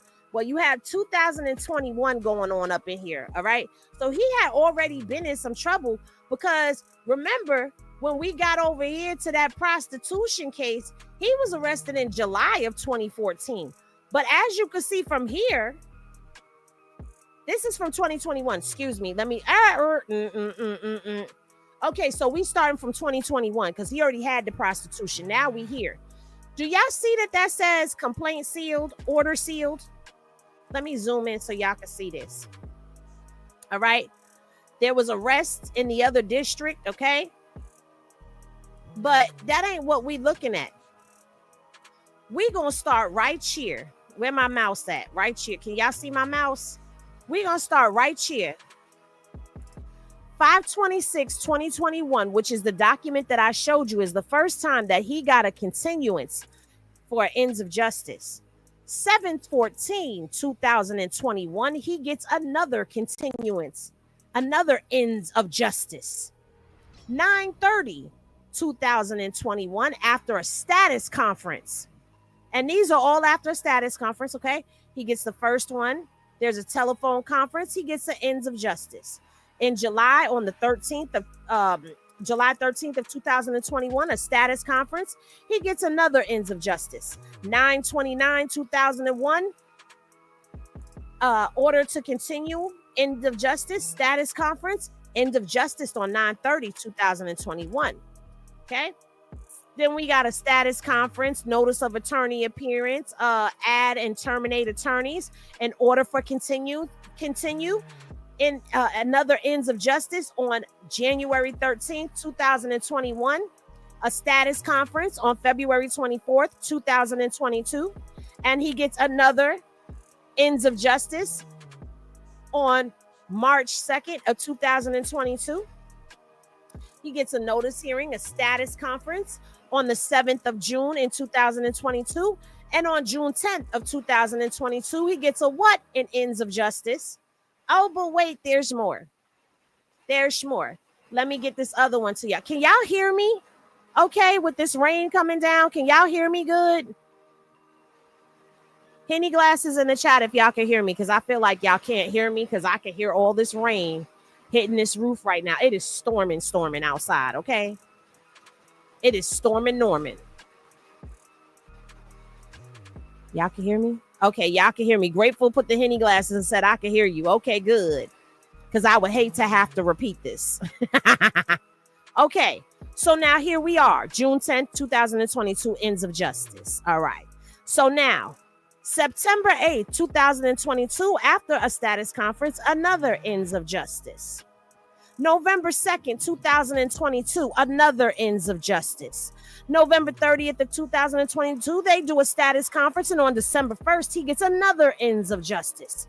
On January 10th of 2023, he gets a status conference, and guess what? On the 12th of January of 2023, he gets another ends of justice, okay? Then there is an order that's put in.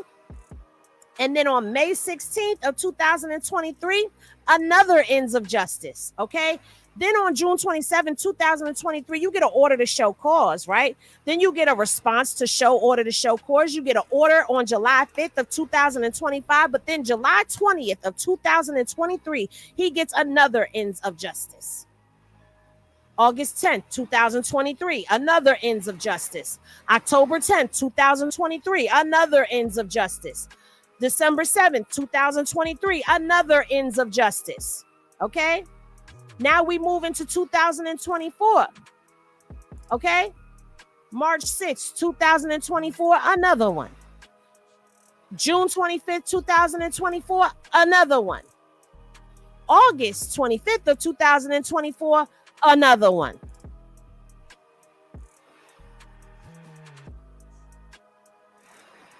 That's what he got. And ends of justice on all of that. And then we fast forward, or should I say we flash forward. We flash forward to here.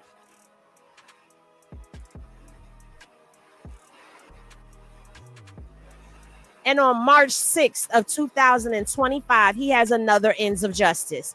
But this one says this matter is before the court following a telephonic status conference on March 5th of 2025. Counsel for the government and counsel for the defense were present by phone. Defendant requested a continuance in order to continue to review discovery. Why would you be still reviewing discovery on a case from 2021? Sneaky. Engage in plea negotiations. What plea negotiations are you still doing in 2025 for a case that started in 2021? And work towards resolving health matters. The government had no objection for good cause. The court granted this request and set this matter for status conference on June 11th of 2025. The court further finds, as discussed below, that the period between March 5th of 2025 to June 11th, 2025 shall be excluded from the calculation of the time under Speedy Trial Act. The Speedy Trial Act mandates that a defendant be brought to trial within 70 days of the date of arrest, the filing of the indictment of information, or the first appearance before the court, whichever is later. A court may grant a continuance that is excludable from a speedy trial clock if the court finds that the ends of justice served by continuing the trial outweigh the best interest of the public and the defendant in a speedy trial. A court is to consider a number of factors in determining whether to grant such a continuance, including but not limited to whether the failure to grant such continuance would deny counsel for the defendant, which it hasn't because he has counsel, the reasonable time necessary for effective preparation, taking into account the exercise of due diligence, which if your case has been open since 2021, you should have had more than enough time to exercise due diligence and prepare and collect evidence, right? And B, whether the failure to grant such continuance will result in a miscarriage of justice. A court may exclude a period from a Speedy Trial Act calculation if the court concludes that the ends of justice served by granting the continuance outweighs the best interest of the public and the defendant in the speedy trial. Therefore, the court finds the ends of justice served by granting a continuance outweighs the best interest of the public and the defendant in a speedy trial. In summary, the days from March 5th, 2025 to June 11th, 2025 shall be excluded from the calculation of time under the Speedy Trial Act. It is so ordered.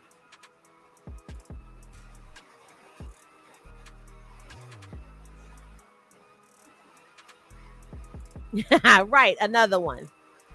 Busy, right?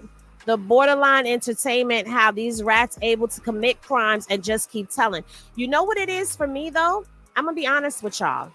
They got to make sure what he told is enough to break his case apart, period. The boy is working and said, I got a big fish for you. Let me tell you what's so, despicable about this. And if you ever had a reason to side-eye them peoples, this would be your reason right here. This man was arrested for human trafficking and prostitution of juveniles, minor females. Y'all busted him for that in 2014. That's a disgusting piece of shit of a human being. He also caught a drug case. Now, I'm not saying anything about that. What I'm saying is he was out here having young girls selling their body in a box for him.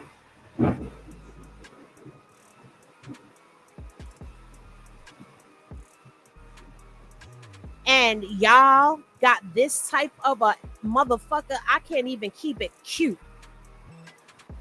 working for you to work off time for his case, because that's exactly what the hell he's doing. That's exactly what the hell he's doing. Let's roll that beautiful bean footage, because remember, that's what was said in the paperwork. Let me remind y'all, in case y'all forgot, that's what was said in the paperwork. Oh, it's really coming down out there. I'm surprised my mom has not called my phone and told me to come in the house. That's CW1. Let me share this with y'all. Is there a storm outside or something? Like, this is crazy. I'm stuck in the shed, y'all. Victim 1 has a criminal history that includes arrest for narcotics conspiracy and distribution, okay? Respectively, for which he is pending a sentence, robbery in violation of California Penal Code, as well as a felony conviction for human trafficking of a minor under the age of 18 in violation of California Penal Code. Victim 1 will likely receive cooperation credit based on this case in his unrelated pending drug case from the United States Attorney's Office in the Southern District of Ohio.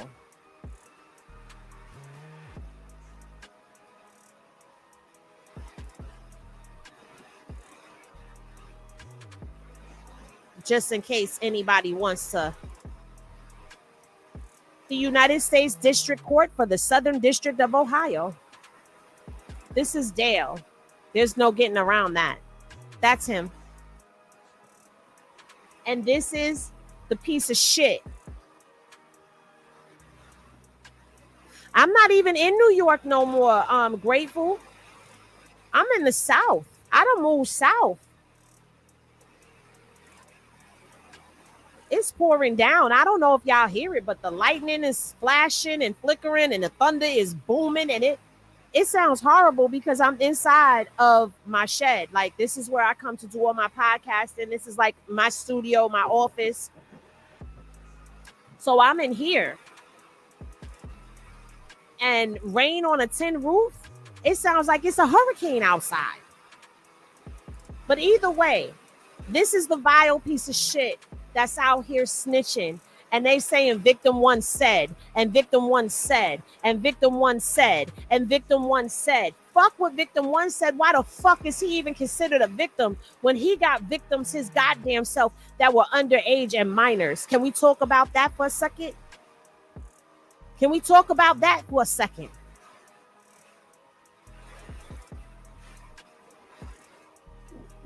That's a pedophile to me. His name is right, Monster. And if he gets up in them jailhouses and they get their hands on him, I don't want to hear nothing.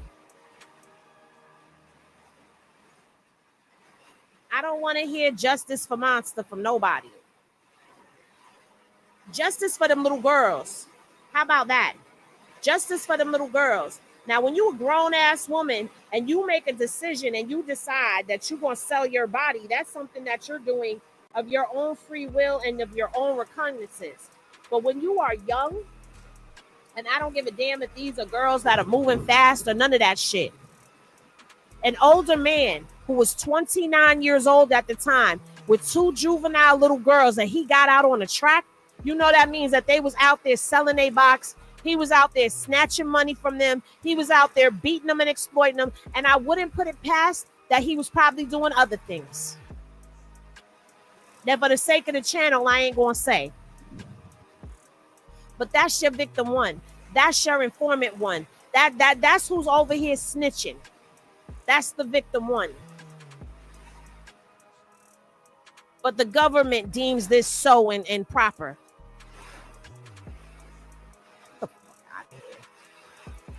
And these are the same people that we supposed to trust that they don't lie. Yeah, all right. Anyway, I done taken up enough of y'all's time. I thank y'all for rocking out with your girl. If you came for the Big U court docs, those are, I will chop this video down for y'all so that y'all can reference different parts when you need to. But I thank y'all for rolling with me. If you've been here from the beginning, salute to you. Whenever you came in, if you stayed, you got some information, you were entertained. I am humbly grateful and appreciative for each and every one of y'all. Make sure that you lean on that like on the way out. And I will see y'all in the next video. Peace, y'all.